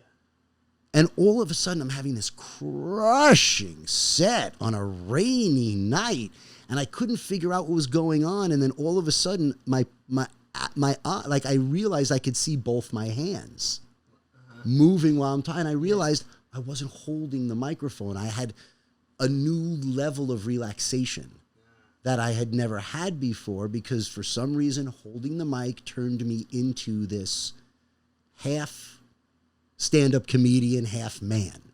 You know what I mean? When you take it out, you become something new. Yeah. So when I didn't take it out, I was still the same guy. Wow, that's interesting. And that's why I don't, I'm one of those I don't take the mic out comedians now. But I was for 15 years. Now I just drag the stand around the stage with me. But it changed. It literally, having both my hands free to be able to do this with, made it possible for me to be relaxed and feel like myself on stage. By the way, for those of you who can't see what's going on, Eric runs an amazing show here. Thanks, buddy. He's not only the host and the booker and the director up in the booth, but he's also the cameraman. He's the tech guy. You can't see right now, but he's actually doing the whiteboard. Eric does everything, and he's got it all under control. I even parked this car. He even parked my car. He pulled up and came into the dressing room. Mr. Chassler, what can I get for you? Could you imagine having a podcast with a dressing room? Yeah. That would be so cool. Dude, that's so funny. Like I had one of those moments with the mic stand. Right. And I did really well with the, my hands free like that. I was like, wow, this is amazing. This is what I'm going to do. And then so I tried it the next show and I bombed. So stick with it though. Yeah. If you feel like you're more comfortable on stage not having to hold that microphone, then do 10 shows. Yeah. It's like when you write a new joke. People are like, I wrote this new joke. I tried it. It didn't work. So I put it away. I go, how many times did you try it? Well, once, and it didn't work. I go, you got to do that joke 10 times in front of 10 different audiences to find out if the joke has any merit or legs. Yeah. And if it gets a laugh here and doesn't get a laugh here and gets 2 laughs here and doesn't get a laugh here, then you got to figure out what works about the joke, what doesn't work about the joke, and you got to tweak it. Yeah. But you don't just do it once and throw it away. Right. So do like 10 sets. If you really felt good, bro, because you're so funny anyway. I mean, you're so funny anyway that do like 10 sets without taking the mic out and see if you don't settle into it. See if it doesn't click. Yeah. You for know? sure. No, but I know it, like it's funny, man. It's like, so, I mean, you felt like you took on a different persona. Did you feel like when you moved from holding the mic to leaving it in there, or you felt more like yourself, or what happened there? I felt 100% relaxed. For the first time, it was my Achilles heel for the first 15 years of doing stand-up. And remember, I had worked my way up from an opening act to a headliner. I was on the road working 40 weeks a year. I wasn't not doing the job. Yeah. I just wasn't satisfying myself in a way that I thought like this art form should be. And so for the first time, I felt like I was the same guy off stage that I was on stage, which is the hardest thing in stand-up to do. Yeah. People go, oh my God, you're so funny. You should do stand-up comedy. And you go, oh, I'll give it a try. Then you go do stand-up comedy, and the guy on stage is not the guy in the office who's cutting it up because of 8 million different factors. He's a Southern guy from San Diego. But there are 8 million different factors, like, about nervousness and expectation and fear and stakes and all those things that make it impossible for that guy off stage to be the guy on stage. And that's what takes the most time to figure out, and for me, it was 15 years. I'm, again, working stand-up comedian on the road, working 40 weeks a year, consistently, became a headliner. But when I stopped taking that mic out, all of a sudden I became my comedy, the whole thing was on another level. Yeah. You know what I mean? Yeah. Now it became there was never a question, never a fear, never anything. It changed all the confidence issues. It changed the truth issue. It changed everything because I was sitting in my living room. It felt like I was just in my living room. That's great, dude. So it wasn't a new persona at all. I got rid of any bullshit persona on stage. And it just made it possible for me to be the same guy on stage that I was the same guy off stage. Not an act. Yeah. And that's the thing that I enjoy the most about stand-up comedy now. I'm having more fun after 35 years with my act now. Like 20 years in, I remember going through a thing where I wasn't having fun. Yeah. I didn't really love my act. I didn't love the material. And, you write new material, but there's still something in your life that you're not writing what you want to be talking about. Yeah. That happened with me. Yeah. And then all of a sudden, one thing clicks or changes, then all of a sudden, you just become a different artist. Yeah. Dude, I mean, like, that's something I don't think you could teach anybody. You have to go through it, right? You have to go through it, but I think that if you're someone who takes comedy classes or whatever, I think that you should at least be prepared to know. Like, if you have a decent teacher, the teacher should be telling you, like, whatever you think you're doing now, you're not going to be doing in 4 years. Yeah. So understand that there's a developmental process here. Yeah. And you're full of shit the minute you walk on that stage. Yeah. You know, my job as teaching you this is to tell you these things, to not give you some false sense of security. Yeah, you know what I mean? yeah. Like, Yeah, no, totally. Dude, honestly, if I knew it was going to take all this work and all this long to do it, I probably wouldn't have started. fuck no. I never, ever, ever, Right? ever wanted to do this. Yeah. Never Yeah. did I want to be a stand-up comedian, ever. I was an actor. I was living in my car. Yeah. It was romantic. Yeah. I'm studying with Stella Adler. I'm a guard at Paramount. I'm doing plays. You know Yeah. what I mean? Like, I'm about to be a movie star. Yeah. I'm friends with Michael Fox and then fucking Skippy. Whose life is always fucked up, decided to fuck mine up too. Hey, Rich, you're so funny. You should do stand-up comedy. Dude, him and the guy from Back to the Future, right? You want to hear something funny? The Yeah. guy from Back to the Future who played Biff, Yeah.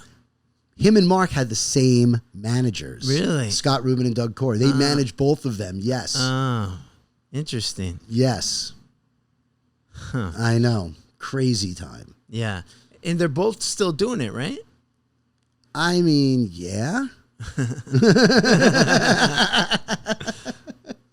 Yeah. You know, Yeah. I mean, Mark, yeah, I'm not going to sit here and badmouth other comedians. Yeah. You know, I mean, your reputation is your reputation. I always say we are the sum of our actions, Yeah. not the sum of our words.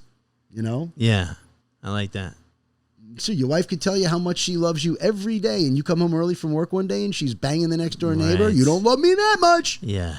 Yeah, yeah, dude. That's why I hate people that constantly talk, you know, what they're going to do and what they're about. It's like, dude, don't tell me. Show me. Yeah, just fucking be it, dude. Don't fucking, I don't want to hear this.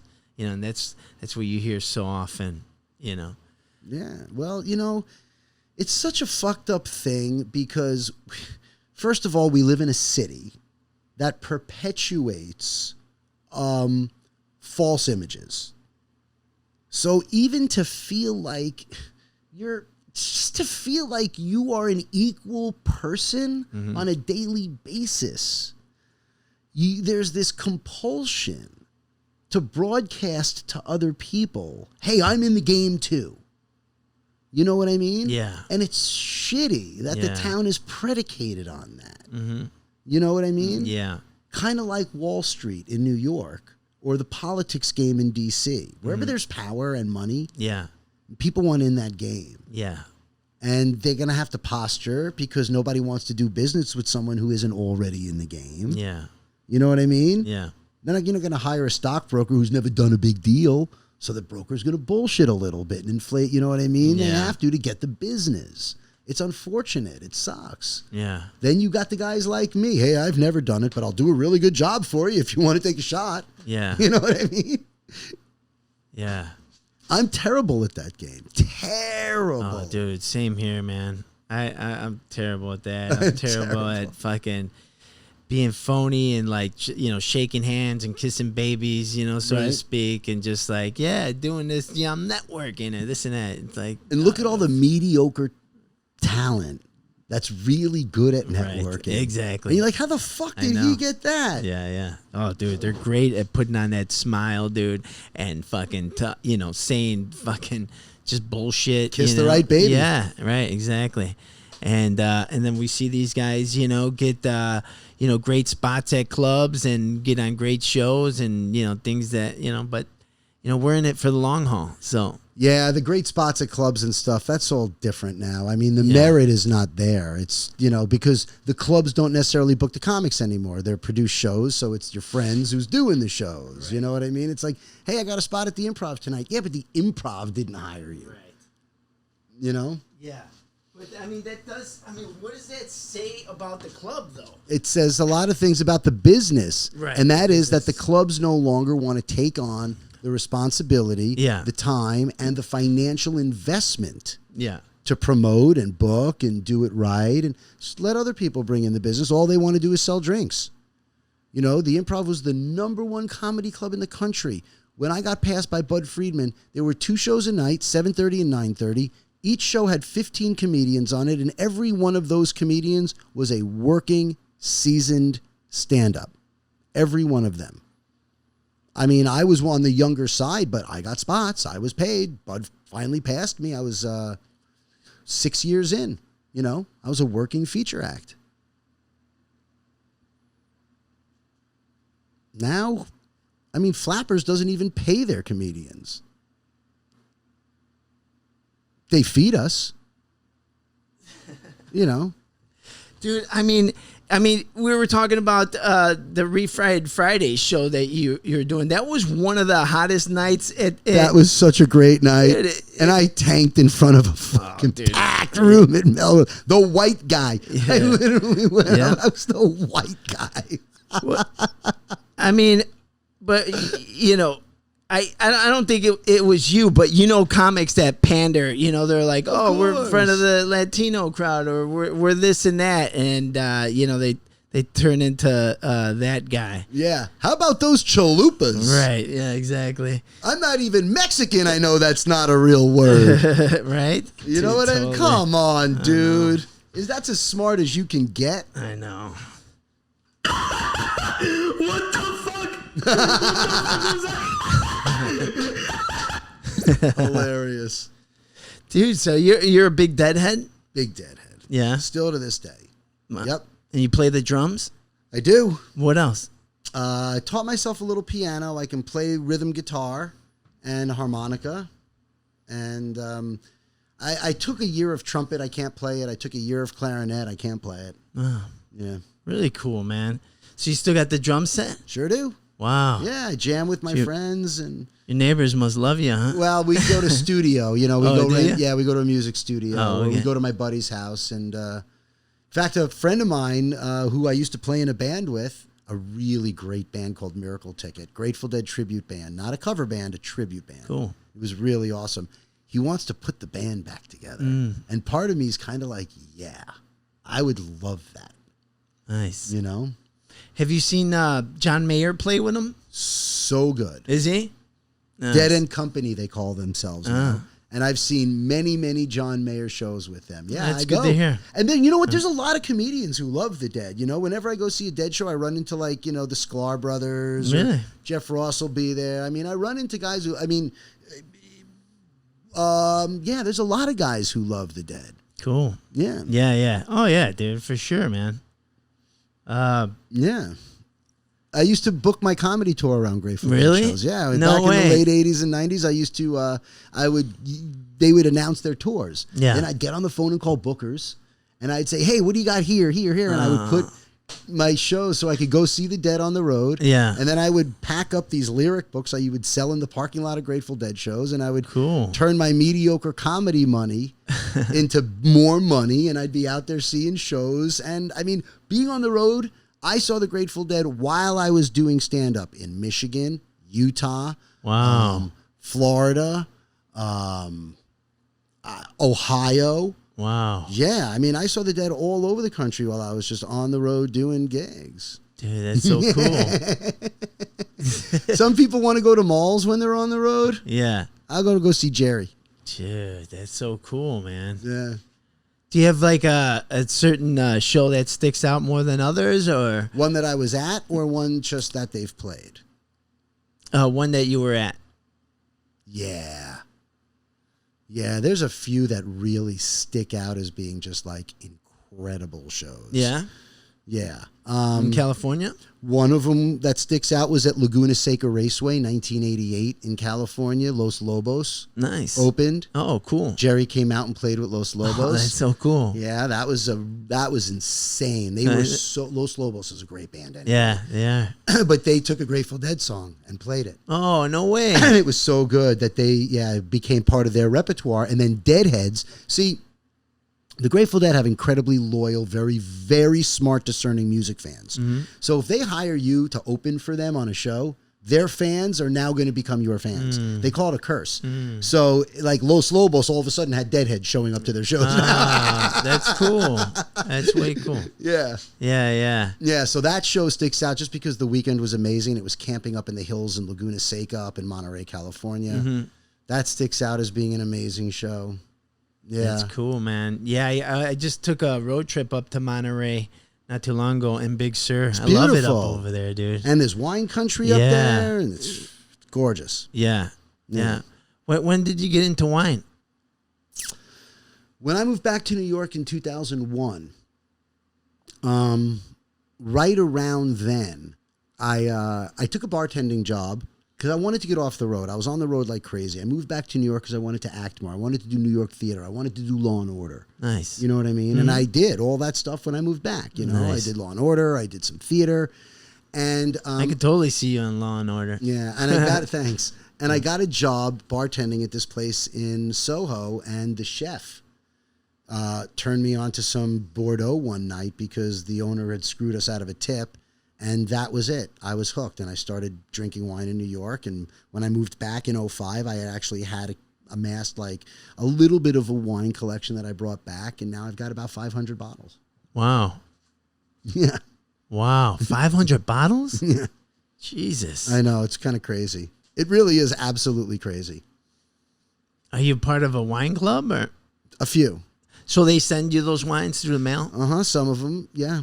But I'm real selective about that. You know, I like small production stuff, you know, where they're not making 50,000 cases, maybe 80. No, okay. You know. Yeah. Better grown grapes, better wines, a little more expensive, but you're getting better stuff. Nice. Yeah. And And I go wine tasting, and when I'm on the road, I make my opening acts take me to vineyards. And, you know, my friends are always like, oh, dude, I'll come open for you. I go, okay, but there's no malls and movies. Okay? We're going to find wine to taste every day, no matter where we are. Yeah. If I'm in Georgia, there's wineries. If I'm in Tennessee, there's wineries. If there's growing grapes in all 50 states now. Really? Yes. Jesus. Yeah. It's really exploded in the past 20 years. So you get yourself a good Ohio Don't Chardonnay. laugh. Don't laugh. Because every climate grows different, is conformed, like is good climate for different types of grapes. Okay. Right? So Pinot Noir grows well in cooler climate, has very thin skin, heat kills it, right? Riesling grows really great in cooler climates. So like the Finger Lakes in upstate New York now grow and make world-class Rieslings that rival Germany because the temperature and the weather is very, very similar to Germany, that they are actually growing insanely good grapes up there now. Nice. Yeah. In Virginia, the climate is perfect to grow a white grape called Viognier, which is one of my favorite French white grapes. Virginia's making world-class Viognier now. Like, who would know? How would you think about that? So you make fun of Ohio grapes. Okay. You'd be surprised. All of a sudden you go, oh, wow, Ohio's perfect to grow Bernarda. Or what, you know what I mean? And then like, wow. Yeah. I was in Arizona with Swartzen. He slept in, didn't want to do anything Saturday afternoon. So Saturday's wine tasting day. I find a local wine shop downtown close to the hotel. Do some wine tasting, go over there. They've got some stuff open. We're talking. He realizes I know my stuff. Mm-hmm. So he goes, you want to taste something really special? I go, what? And he goes, I make a wine. I go, in Arizona? He goes, yep. I make a Cab Franc, and the grapes are grown in the Chiricahua Mountains. And he opened a bottle that was amazing. Wow. $20 for the bottle. And the guy has made sick good wine in Arizona. I bought a bottle. He wouldn't charge me. I took it home. Was sitting in my cellar 4 or 5 years. I drank it about, 3 months ago during pandemic. The wine was so good that I did a funny wino blog and spotlighted his wine. Wow. Yeah, like really good. So what's going on now is pretty impressive that Napa is not the only place that makes wine. Really? Really. Wow. Yeah. That's great, man. Oh, it's good. It's interesting. It's easier than just doing one thing, being a stand-up comedian. What do you do? I'm a comedian. What else do you do? I'm a comedian. Right. I'm funny all the time. I tell jokes, and I only hang out with comedians. Yeah. Yeah. No, that's what I had a casting director say that to us when I took a class from him, and he was just like, have other things besides acting. You know, like live your life, you know, go. It's not all about acting. And, you know, at that time, that was really hard to hear because, you know, I was probably here, you know, 3 years at the time. I was ultra focused. I was Right. like, no, it's all about acting. It's all I wanna do is act. all day, every day. Doing 4 plays at the same time. Yeah, I know, it was right? tough. So it wasn't until like years after that it really sunk in. All of that stuff, I don't care what kind of art you practice. If you're a ballerina, if you're a musician, if you're an actor, if you're a stand-up comedian, if you're a chef, because I consider cooking to be a massive art form.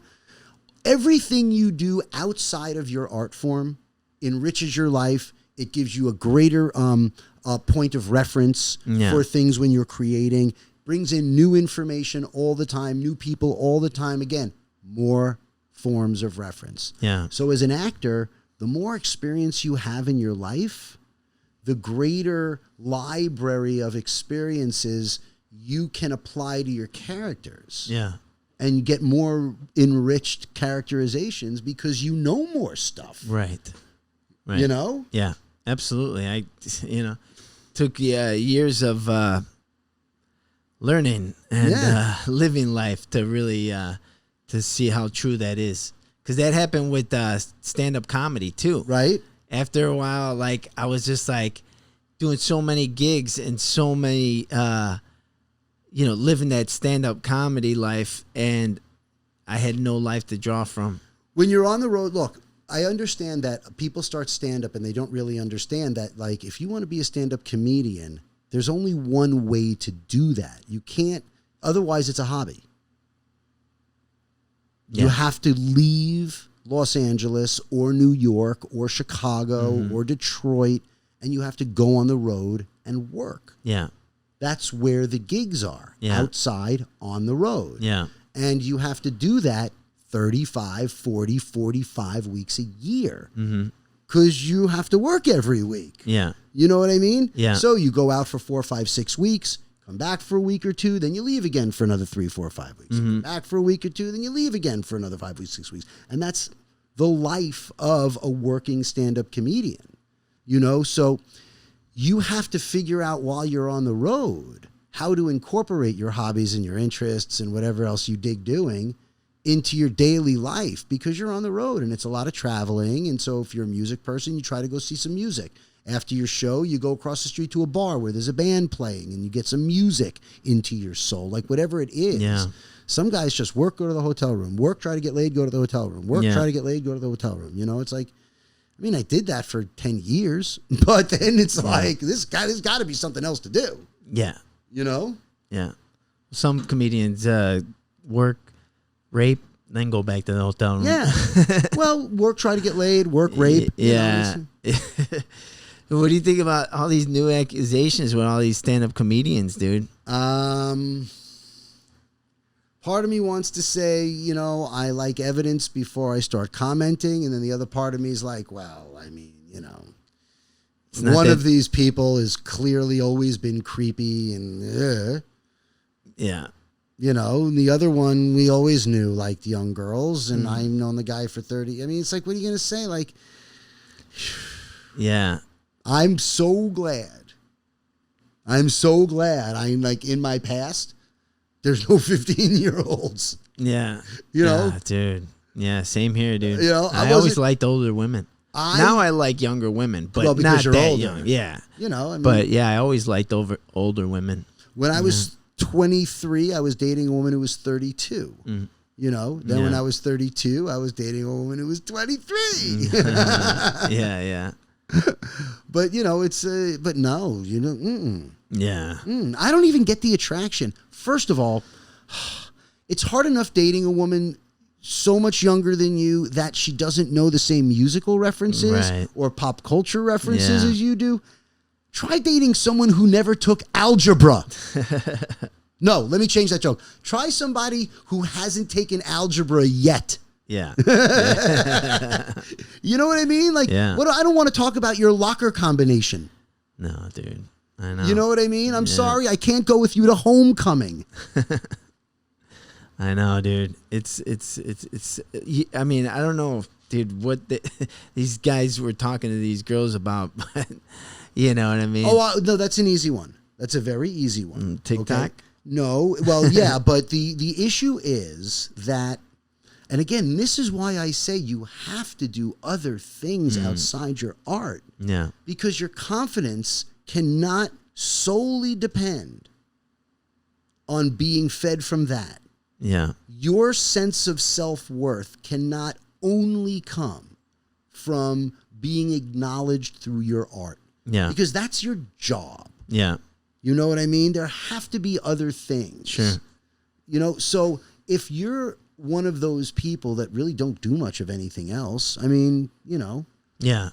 Then you love the accolades. Oh, Yeah. you're so funny. Oh, I love that show. Oh, that thing when you do that thing is it? Yeah. And some guys need to. No, we all need to hear Right. this, but not all of us need to hear it all the Right. time. Yeah.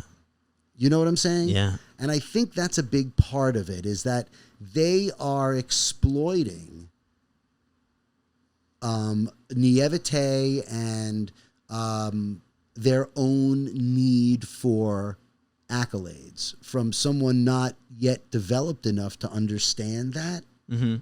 You know? Yeah. It's like robbing. To me, it's like robbing a jewelry store. You're robbing somebody. Yeah. You really are. You're taking away things from somebody that they desperately need to become a well-rounded adult. Yeah. You know? Yep. Yeah. Yeah, I have no forgiveness for that. And again, like I said, when I started going on the road and I came off a soap opera or whatever, and people, oh, I'm not lying. I absolutely had my share and everybody else's share of fun. Yeah. But Yeah, dude. You got to draw the line. it's not even drawing the line. It's just I never even thought about Right. that. Yeah. It's not same even here, a dude. line to be Right. drawn. Like, Yeah. there's right and wrong. And my Right. parents didn't do a great job because my dad was an asshole, but I got lucky. I was surrounded by people who taught me right from wrong. And you just always know. Yeah. Like, don't hang your cat from a doorknob. That's wrong. Yeah. You know?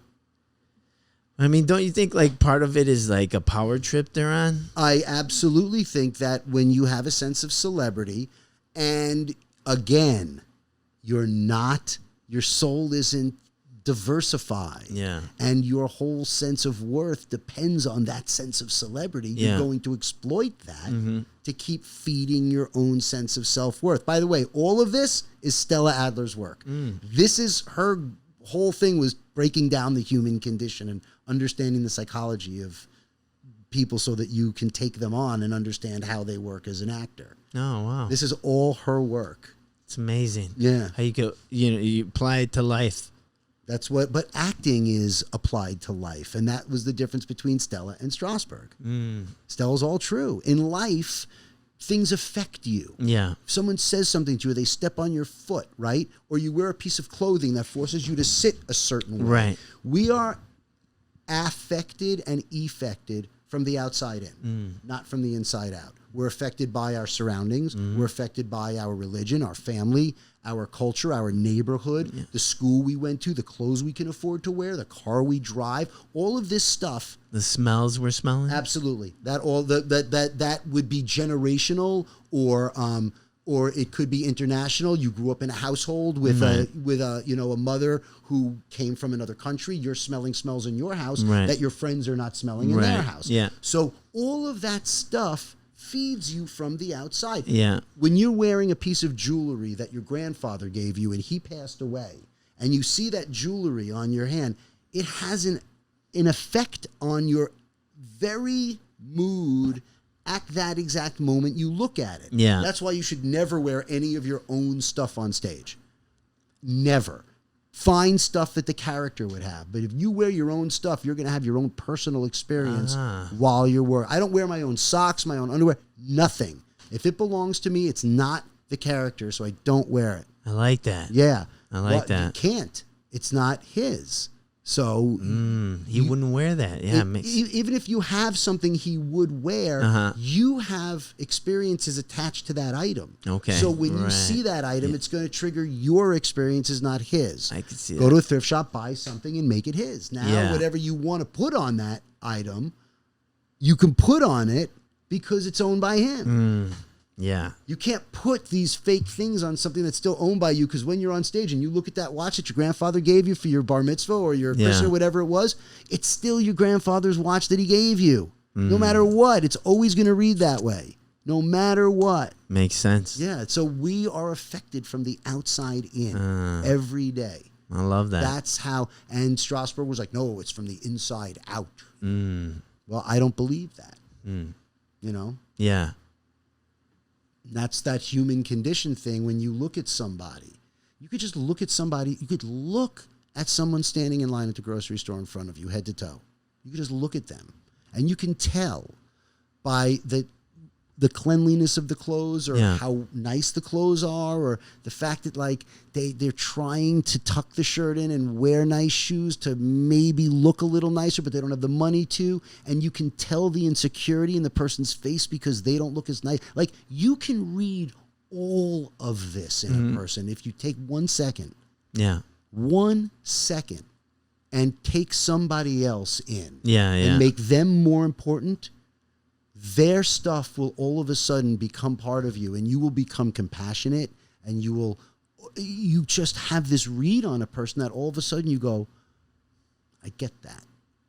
Like, I get that, you know? And that might be the guy when they get up there and they are pulling their money out to pay for an $8 sandwich that they clearly can't afford. And you go, you know what? Today's the day. I'm paying it forward. And you go, I'm buying your sandwich for you. And the guy's like, what? And you go, look, don't ask questions. Someone did it for me. I'm doing it for you. Today's your lucky day. Like, just thank the universe. And you do that. And I do that for people all the time. Yeah. Yesterday I was walking into Gelson's Market. I pulled in. I had my head in the clouds, not paying attention. There's a guy with a sign. Couldn't see the sign, barely saw the guy, but I knew there was a guy with a sign. So I parked. I went in. I got my stuff. I went to the hot counter, and I got 2 chicken tenders from the hot counter. I got $1.50 each, whatever. So $3, right? I walked outside before I even went to my car, and I went up to the guy. And I said, hey, man, I just caught you out of the corner of my eye when I walked in. And at that point, I saw his sign. U.S. Marine veteran. A battalion this, Army that. Fought in Desert Storm, fought in this. And the guy's got all the right stuff on the sign, you know, whatever. Yeah. I didn't know what it said. I just knew that there was a hungry guy that needed something to eat. Yeah. Right? And all that takes is a second to just look. I just saw the sign. The sign was all I needed to know. That guy's hungry. Yeah. That's it. Pay attention. Pay attention. Pay attention to your life, to the world around you. Yeah. And you become a force in the world then. Yeah. You know, that's your obligation. So I gave the guy the chicken, you know, and I said to him, look, I don't know why or what, but I have to acknowledge you. Because from one American to another, like, thank you. Yeah. Like, for your service. And it's not right that you are not being taken care of for that service. And I'm glad to be able to feed you some food right now. And the guy went, man, I can't thank you enough. Like, 2 chicken tenders. Yeah. But all you got to do is look at somebody. Yeah. And if you don't feel, if there's no compassion in you, if you're not affected by another person, and even if you look at them and they're draped in diamonds, you know, that doesn't mean they're happy. That right. Pay attention to the people in the world around you. You have a moral obligation, I think. This is my hippie coming out. No, dude, I love it. It's my deadhead, you know. The minute you're born, you have a moral obligation. It's an agreement you make with the universe to live at service. You have to be at service to people, your friends, strangers, the universe. You have to help things along. You can't just take. You got to be at service to. When someone says, I need a hand, you go, okay, I don't know you, but here, let me help you change your tire. Yeah. You're being at service to. Yeah, yeah. And that's when other things show up. Yeah. You know, because there is this sort of electrical kind of force thing that makes it all work, I think. And stuff just comes around that way, you know, when you show up. I think it's your angels, too, if you believe in angels, you know, and I think, like, your angels are always with you and they're there. And I think that when you acknowledge that and you act out of that greatness, you know, then I think great things show up because you clear space for them to come in, you know. Like, that's cool, yeah. No, I'm a firm believer in that, too, you know. You know, if you don't ask for it, then how's the universe going to give it to you? Absolutely. You know what I mean? Paul Rodriguez. Oh, really? Paul Rodriguez said to me at the Improv one night, I'm like the young guy sitting with like him and Overton and a bunch of people and talking about the business. And Paul Rodriguez looks at me and goes, let me tell you something. In this business, if you don't ask, you don't get. Wow. It's not that people don't want to give, but they're not thinking about you. They're thinking about themselves. So you got to ask. I like that. Same thing with the universe. Yeah. Expect a miracle. Yeah. Ask for it. Right. Show up and be present in the world. Right. Yeah. Don't just take. Right. Don't just take, dude. I know. Dude, that's like, I don't know. Like, I've seen that so much in this business. And I remember you always offering me, like, road gigs or some other gigs.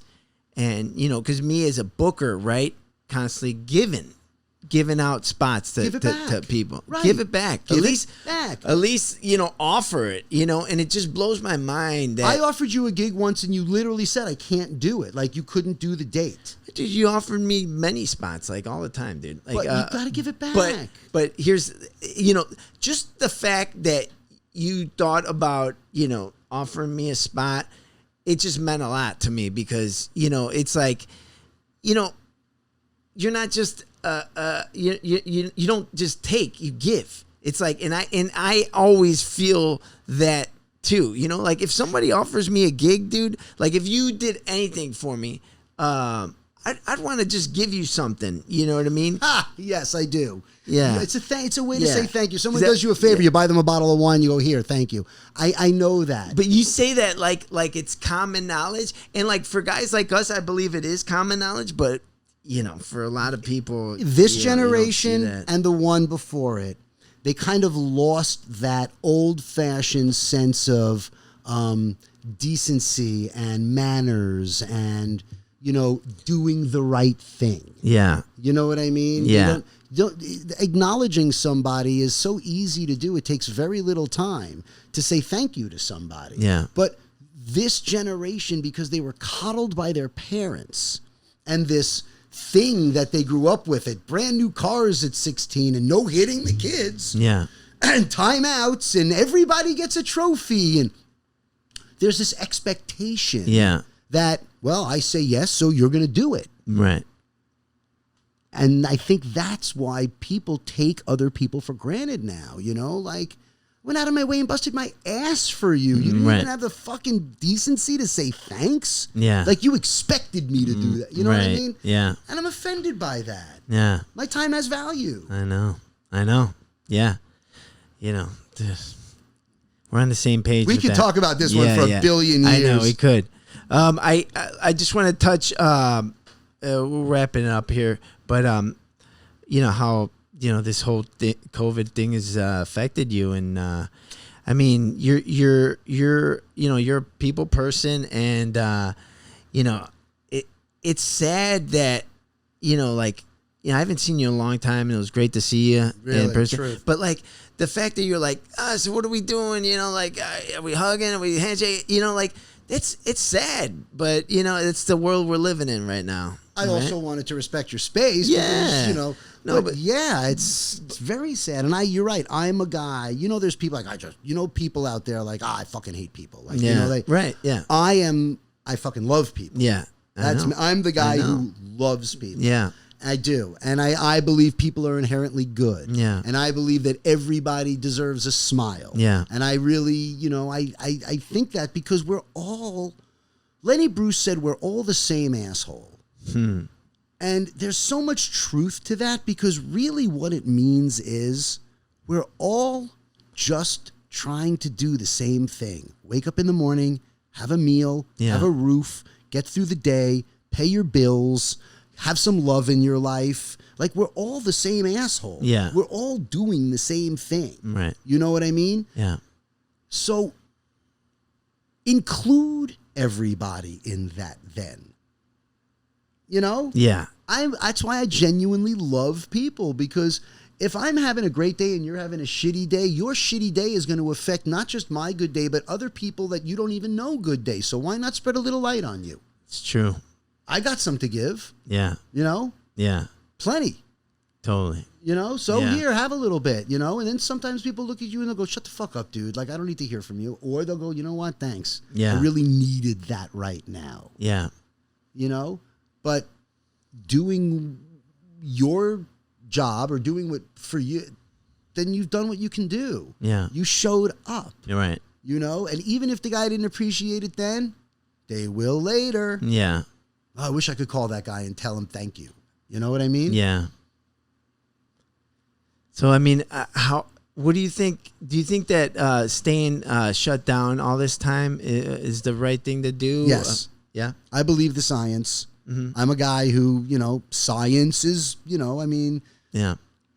so yeah, I think that for 600 years, they've been fighting pandemics, and 600 years ago, they figured out social distancing. Mm-hmm. 400, they figured out masks. This is not new information. This is stuff that they figured out how to make it work, you know? Yeah. And in 1918, when the Spanish flu pandemic broke out, it took 2 years to curtail that. I mean, that was 1918. Woodrow Wilson, the president of the United States, went to Versailles to sign the Treaty of Versailles in 1920 and came down with Spanish flu in France. And he was sick. Yeah, a lot of people don't know that. He caught Spanish flu during the signing of the Treaty of Versailles. Wow. Yeah. And it took 2 years. But then people were much more willing. Much more. You look at pictures of New York City during the pandemic, every human being. China, every human being. Mexico, every human. People put masks on. Yeah. Like, oh, this is what we have to do. Yeah. But once again, we go back to this entitled fucking generation. Yeah. Well, my rights. Your rights, really? The laws are the laws. When you get in your car, do you put a seatbelt on? Yeah. Or do you say, I have the right to go through the windshield? Yeah. No. Yeah. And the reason why is because, and a lot of people don't take this into account, car accidents cost municipalities money. Deaths on the road cost municipalities money. Yeah. So they put these measures in place not only to protect you so that your life has value and you can continue living, but because to not do that is fiscally irresponsible when you're trying to run a municipality. Yeah. You can't just let people do what the fuck they want. Right. So there's a law that says if you want to drive a car, you have to wear a seatbelt. Yeah. Nobody says, fuck you, I'm not wearing my seatbelt. Right. I mean, some people don't put them on and they get an accident, go through the windshield. Guess Right. what? Next time they put the seatbelt on. Exactly. But with the mask, sometimes, or the seatbelt, sometimes there is no next time. Right. But that's the law. Got to wear the mask. You don't have the right to say it's infringing on your rights. Yeah. No, it's not. Because your uncovered face is not a protected class. Okay? No. You can go practice religion. You don't need to go to the church to pray to God. Yeah. In fact, churches are holding services outside, socially distanced. Yeah. And anyone will tell you, the only reason they have churches and synagogues and mosques is so that you can organize and pray together, and it's getting done. You know what I mean? Some Yeah. people aren't going to pray to God at home on Sundays. Yeah. So they go up and they go to church and they, you know what I mean? Oh, if I Yeah. go here, then the guy will make me do it. Yeah. And that's, you can pray anywhere you want. Yeah. You don't need a cross in front of you and holy water in the hallway to make your expression to your God or your religion count. So no one's infringing on your ability to do that. You want to buy a gun? Gun shops are open. Go Yeah. buy a gun. Nobody's saying you can't buy a gun. Right. Okay? You want to go fuck your gay lover? Go fuck your gay lover. Nobody's saying, no one's taking your rights away by Right. putting a safety law Yeah. in place. Yeah. The argument holds no water. Yeah. So whenever someone wants to say that to me, literally, I want to punch them in the face. Yeah. Yeah. I do, because No. it's an idiotic position to take. Totally. I believe in the science. Yeah. Wear your fucking masks. Stay home if you don't have to go out right now. You know, I want to be in a comedy club. I want to be in a sushi bar. Yeah. I want to be at a concert. I missed Dead and Company this summer. You know, like I want to Yeah. be dancing in the dirt barefoot, surrounded by sweaty hippies, smoking weed, smelling like patchouli oil. I want that. Yeah. But I'm not getting it this year. Yeah. And I'm smart enough to know Yeah. that if I play my cards right, I can maybe get it next year. Yeah. Yeah. You know, but I'm not going to kick and scream like a petulant child Right. that you're taking away my rights. Yeah. No, the stop sign says stop, motherfucker. You don't have the right to run that. You know why? Because the law says so. There you go. And we live in a country of laws. Right. That's what civilized society is made of. Right. Right. I'm a civilized person. I listen to the laws. That's why when people run stop signs, I get mad because you could kill me. Yeah. Right. You don't want to wear a mask? You can kill me. Right. No, totally. So that's where I sit with this thing, you know? And I think most people feel this way. Yeah. Sure. I really do, you know? So what have you done during quarantine that you know, like, I mean, how's it changed your everyday habits? Well, I perfected my popcorn game. Oh, I make great popcorn now. I smoking more weed, drinking more wine. Yeah. Just Yeah. I don't like clothes. Uh-huh. I live in New York Giants drawstring pants. Oh, really? Oh, I almost wore them here. I swear to God, I wasn't even going to put on jeans. Oh, well, thank you for not. Yeah, I actually bought 2 more pairs off eBay since pandemic just so I can have multiple pairs now. Well, they are comfortable. Oh right? my God. Yeah. All I want to do is wear these 100% cotton drawstrings all day. I don't want to do anything else. You kidding me? Dude, those. I mean, I'm surprised you lost all this weight because normally, like those pants, since they have the elastic band, you can eat a lot and you not know it. I started juicing. I was bored. I have a juicer. I stopped using it about 6 months or 7 months ago. So when this all started again, I wasn't. See, people were ordering food in delivery. Not me. I didn't get my first delivery until about 4 weeks ago. You know what it was? What? A Domino's pizza. You know what happened when it got to my house? What? I put it in the oven at 450 for 5 minutes. To kill COVID? Whatever's absolutely. I saw a thing. And the guy went, look, if you want to order in food and the guy who makes the food has COVID and he sneezes on your food, 5 minutes in a $450 450 degree oven, or if you put your Chinese food in a pan and reheat it, it'll kill whatever on there. The virus itself is very weak. But it wasn't until I saw that. I was not one of those support your local restaurants and order out and drive out. Yeah. I was going to the store, buying food, Yeah. taking it home, spraying it with 409, Yeah. wiping it all down, Yeah. and cooking it myself. Nice. Yeah. I mean, did it freak you out when you saw the shelves empty like that, like with no food and stuff? I was in LA during 1991 when Rodney King was shot in the riots, and you had to go to the supermarket and stock up because there was a curfew. Yeah. And people were stocking up for a week. Water, bottled water, 12. So I remember being. Did the same thing happen? Same Did thing people happened. overbuy something Overbought. and then Overbought. and they were stuck with like carts of toilet paper? Here's the best LA story ever. Let's I'm at hear it. Ralph's at Laurel Canyon in Ventura. Okay, I was living in Studio City at the time during the LA riots. So I am online with a cart full of toilet paper and bottled water and frozen food and this, that, and the other. And there's a guy in front of me who's got about the same stuff. And in front of him is a guy with 3 carts. And in front of that guy is 2 carts. And the guy in front of me, I'm just looking at, and I look at him and I'm like, this guy's got it together kind of like I have it together. He's got like enough stuff. And I look and I lean over and I say to the guy in front of me, hey man, how come we're the only 2 people in line here not stocking up like there's going to be a 4-month hurricane? And the guy turns around and looks at me and he goes, because we're not panicking idiots. And it was Neil Patrick Harris. Yeah.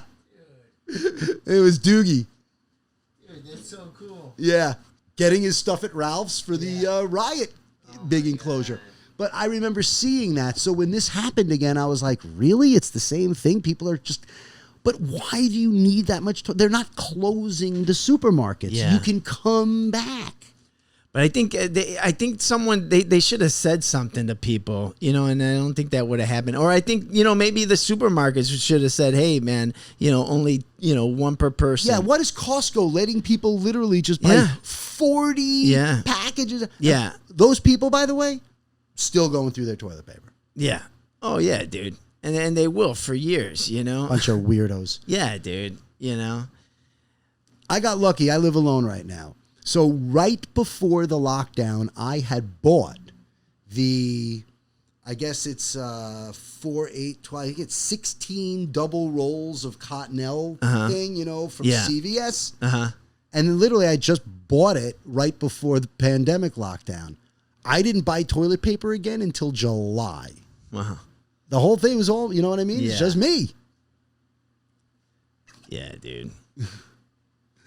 Funny.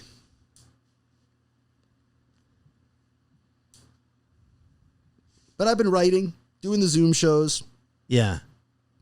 trying to make the best of a shit situation, Yeah.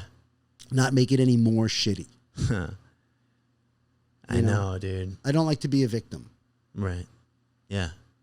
It's good. Yeah. And I started calling people and just doing FaceTime with them. Me too. Yeah. And then you call everybody that you normally talk to, so you got to go to the B sides Oh, now. yeah, totally. And you're like, well, I haven't talked to this guy in a Right. year. Yeah, yeah. Let's call him and see what's up. Dude, why are you calling me? I know. Yeah, I totally went through that. Hey, remember that jacket I left at your house? Hilarious. It's just weird not having interaction, especially with the people that you normally see, regularly. I know. It's, like I said, I got to see Hots. I would go to his house and we would work. And he has social anxiety disorder and doesn't leave. So I knew that I was safe in his house. Everything gets delivered for him. He might go to the supermarket, but, he has tremendous anxiety. So he's all about cleaning them, So I felt safe at his house. And then I saw Claude once, Is he a new dad? Not a new dad. He's been a dad. Yeah. But they've been in San Diego at his mother-in-law's, living down there during this whole lockdown. Oh, okay. To help her out. So he came up about a month ago. He's like, hey, man, I'm going to be around if you want to, do something. I said, you safe? He goes, just tested. I go, all right, if you want to come over, come over. Mm-hmm. But, I see these things on Facebook, people having birthday parties, and you see no masks and the thing. Yeah. And I'm like, hello? Yeah. So, But I mean, the good thing is I hear the cases are going down, right? Is that true? well, not in L.A., but everywhere else. Oh, really? Yeah, In they are. LA? Not in L.A. No, L.A. is still a little bit of a hot spot because we have the most petulant, entitled people in the country. Yeah. Okay.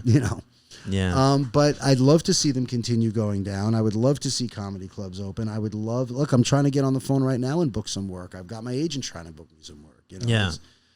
He told me yesterday. He goes, I spoke to one club. He goes, they're doing 25% capacity. I go, but that room holds 400. He goes, yeah. So it's 100 people, 25% capacity, and the money was terrible. Yeah. Yeah. I'm like, I can't. He goes, Yeah. I don't blame you. Yeah. They're going to use local headliners for right now, Yeah. Wow. I know. I can't fly across country, Yeah. for garbage money. And I know. Yeah, dude. I know. So I'm just trying to hang on and hold on, and hopefully Hots and I will sell the show. And Yeah, I mean, it seems to me like production is picked up now. a little bit. I'm Right. starting to see casting directors doing Zoom auditions. There's not 30 Right. people here. Yeah, yeah. They, even in the things, they say, look, if you're going to get together, less than 5 people. They say less than 5 people. Oh, okay. So Yeah. I'm trying to be okay, and we're Yeah. socially distanced, Yeah. right? And I'm not sitting on top of No. you. I mean, if we smoke afterwards, I don't know if we're going to share or how that's going to work, but Yeah. either way, I mean, I feel okay with this. Yeah, yeah. And I trust you, and I don't think you're going to lie to me Right. and say, oh, I've been tested 15 times, Right. and I'm positive. Yeah. Come do my podcast. You Right. know what I mean? Yeah. So But I mean, don't you think people are gonna get some sort of PTSD from this? They're gonna be even if things are going back to normal, they're still gonna be hesitant and yeah, absolutely, no question about it, and for good reason. Yeah. Sure. Yeah. You know, when I was driving over here, I was realizing, like, wow, La Cienaga's busy today. Like, the roads aren't empty anymore. You know what I mean? Yeah. And I'm like, well, it's kind of nice to see that. Yeah. You know, like, I would like to go out and do stuff. Yeah. But you know, like, I don't feel. Someone texted me the other night, hey, we're going to go get beers. You want to meet up at Barney's? I'm like, no. Why are you going? Yeah. You know? It's tough, dude. It's tough because, I mean, we're going to have to, like, eventually, we're going to have to take baby steps, or at least, I mean, steps moving towards, like, a normal Flatline the curve and I'll go out. Okay? Flatline the curve. Yeah. LA's still going up. Oh, okay. 1,000 deaths the other day. Really? Yeah. LA's still going up. I mean, I can't, you know, flatten the curve and I'll go out. Show me the statistics and I'll be, you know, I'll wear my mask, but I'll go out. And when people aren't getting sick anymore and all of a sudden there's been 0 cases in Los Angeles reported for 2 weeks straight. Yeah.